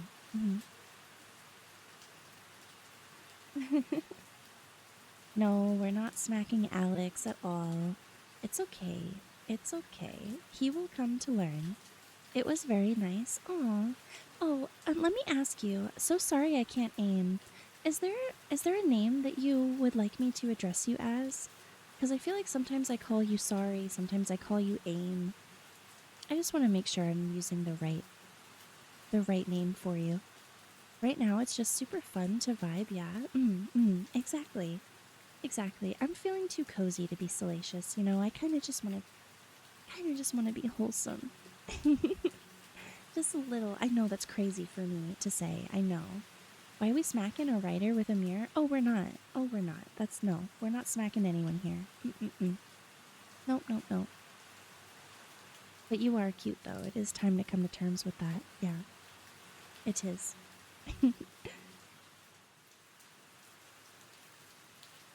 Oh, Cherry. Hi, Cherry.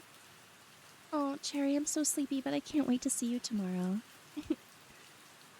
52 pieces of fruit? Ayo. Aw, beans? Aw, beans.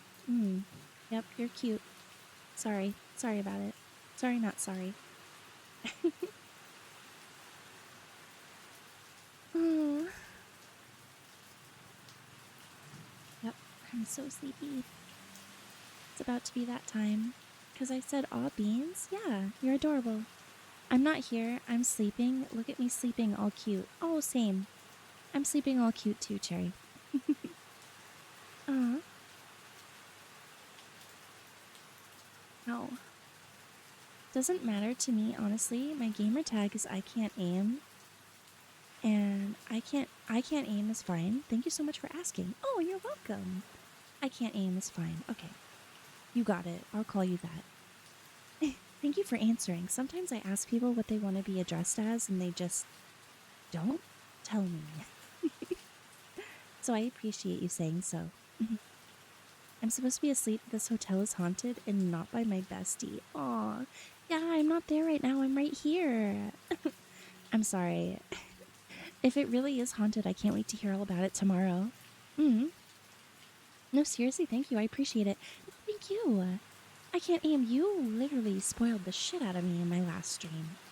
You're wonderful, and I have so much gratitude for you. Thank you. Hi, Kevin. I hope you're doing well. I am. I can't aim either, just like me for real, for real. Yeah, seriously, just like me for real, for real. I love you. I can't wait to see you. So many hugs. Yes, I can't wait to see you either. I promise I will message you as soon as my stream's over tomorrow. I'm glad to hear. Yeah. I intend to continue doing so moving forward. I You don't need to be here. You don't need to do that. You don't need to. But I appreciate it so much. Thank you.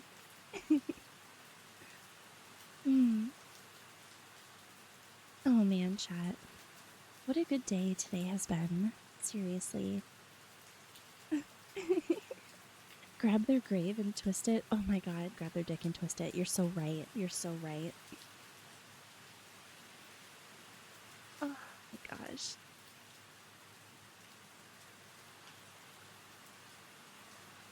I wonder if I should try to finish my boba, or if it's too late.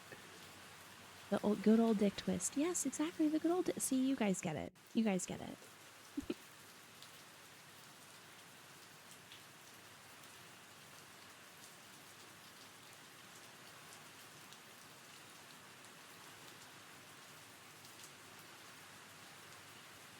Gosh, boba is so good. I was stuck in a broken elevator with a child 6-7ing. I wanted to join the afterlife for real. Oh no! Oh my god. Exclamation point Discord, join the afterlife for real. Ayo. You sound sleepy, Cass. You should get some rest. I am sleepy. It is probably time. I've low-key been just waiting for the extra 10 minutes. Oh, yes, oh my god, thank you guys. I got my Bones coffee delivery today. Did you guys see it in the server? If you guys have not tried that blueberry blast cake flavor yet, please do yourself a favor and use my link and get 10% off of your next purchase. Please. That Bones coffee is so fucking good.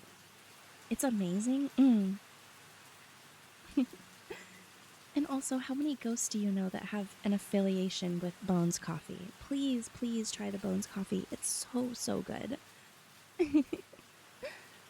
Oh, hi, Craze. Thank you for the lurk. None that matter. Oh, if you don't use it, I'll cry. If you don't use it, I'll cry. You want me to cry? Wow. I heard coffee? Yes. Oh my gosh, I'm so obsessed with coffee. Specifically Bones coffee. I don't know if you've ever heard of Bones Coffee Company. It's my favorite. You gotta try it. Don't make that face. It broke my heart. Oh, what? This face? I mean, just don't make me cry, and I won't use this face, you know? No? I'm sorry. Okay, fine. I'll put the tears away. I'm sorry. I don't usually go for flavored coffees. They also have they also have coffees that are not flavored. Like if you want to have like just a normal cup of joe, They do have like dark, medium, and light roast things, you know. Oh, Drooling Gremlin, thank you so much for the follow. Welcome to the afterlife, my friend. Make yourself at home. Coffee mention. Yes. Yes. Exclamation point Bones, you guys. Get 10% off of your next order, please. Bones Coffee, God, it's so fucking good. It's so good. I can't get enough of it. Bones flavored coffee isn't like Norm's, though. It's not an overbearing flavor. No, and most of the time it doesn't even taste like artificial or anything either. Also, I liked the reading earlier. My night never felt calmer. Oh, thank you for joining the afterlife. Oh, thank you so much. I'm glad that I could give your night a very calm effect. Seriously, that is exactly what I set out to do on Saturday nights. Cass knows what she's doing, and now I'm buying the company and putting it in her name.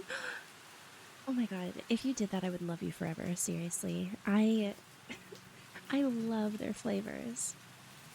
I love them. They're so good. The s'mores one, to die for. And I'm not saying that because I'm a ghost. It is actually that good. Sometimes you can get lucky and find them in your local grocery store, but it is always cheaper to buy online. Cass has that effect on people. Her voice is absolutely gorgeous. Oh, I can't aim. Thank you.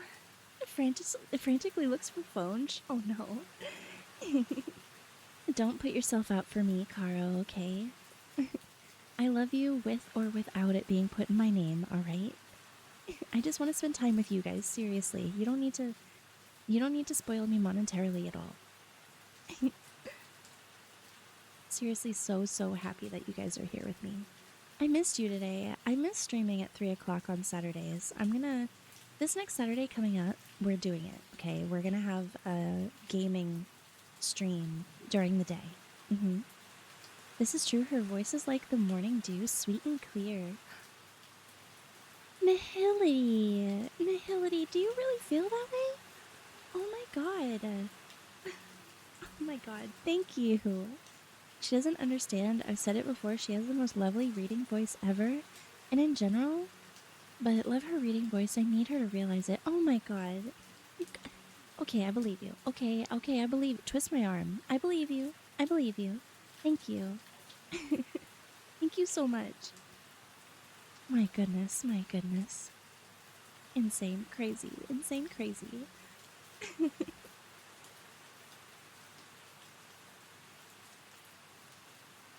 Okay, chat. Let's stretch, and then I'm gonna try to find someone to raid, okay? Because I am a sleepy ghostie, and we do have a stream in the morning. Your voice feels like I'm sitting in front of a calm pond while birds chirp, and I'm breathing in the evening air. Oh my god. Oh, you guys are painting such beautiful pictures for me. Sounds good, ghosty girl. Thank you guys. Oh, thank you for the head pat. Thank you. Let's see. I don't even know if I have friends that are live at this hour, but we will find out. Thank you for the head pat.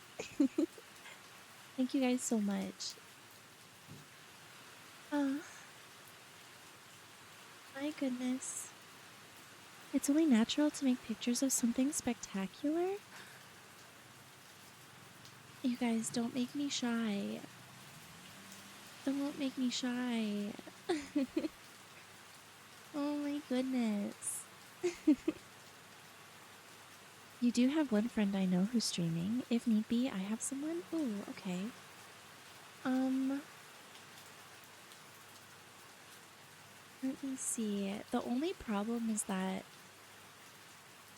everyone seems to be streaming in categories that are a little loud, you know, and I am sure that there's at least a couple of people here that are asleep. So I do want to try to send you guys to someone in the same category if I can find someone normal.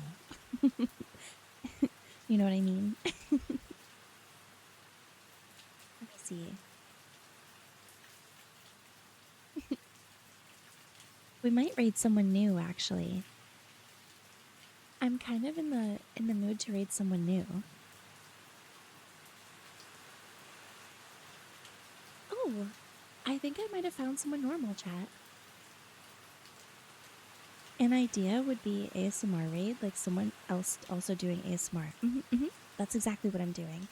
Great minds think alike. Yes, I think I found someone new. And she's cute, chat. She's cute. Calm and quiet category. Oh, I know, Marvel Rivals. No, you silly gooses. Well, I hope you all sleep so well tonight, okay? Please, please get such good rest if you're awake right now. You deserve it, okay? And I'll see you guys bright and early at 9:30 a.m. EST. Okay. Raid commands, guys. Raid commands.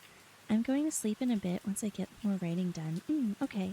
Good night, Cass. Thank you for the stream. You're welcome. You're welcome. Raids, close. Alright, guys. That's my raid commands for my subscribers. Please copy and paste that over into the next chat. Raids, and then that one's for everyone else. Thank you, Alex. Thank you guys so much for the super fun stream. Thank you for being here for me to read to. I cannot wait to see you guys in the morning, okay? Please, everyone, get such good rest, okay? I love you very much. We are going to be rating someone new. So everyone behave and wish her kind words, okay?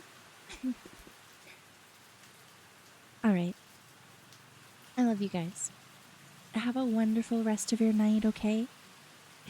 You will get to hear more of my voice in the morning, I promise. Bye, take care, everyone. I hope you all get good rest. Yes, I love you more. I love you most. Okay, good night, guys. Good night, good night.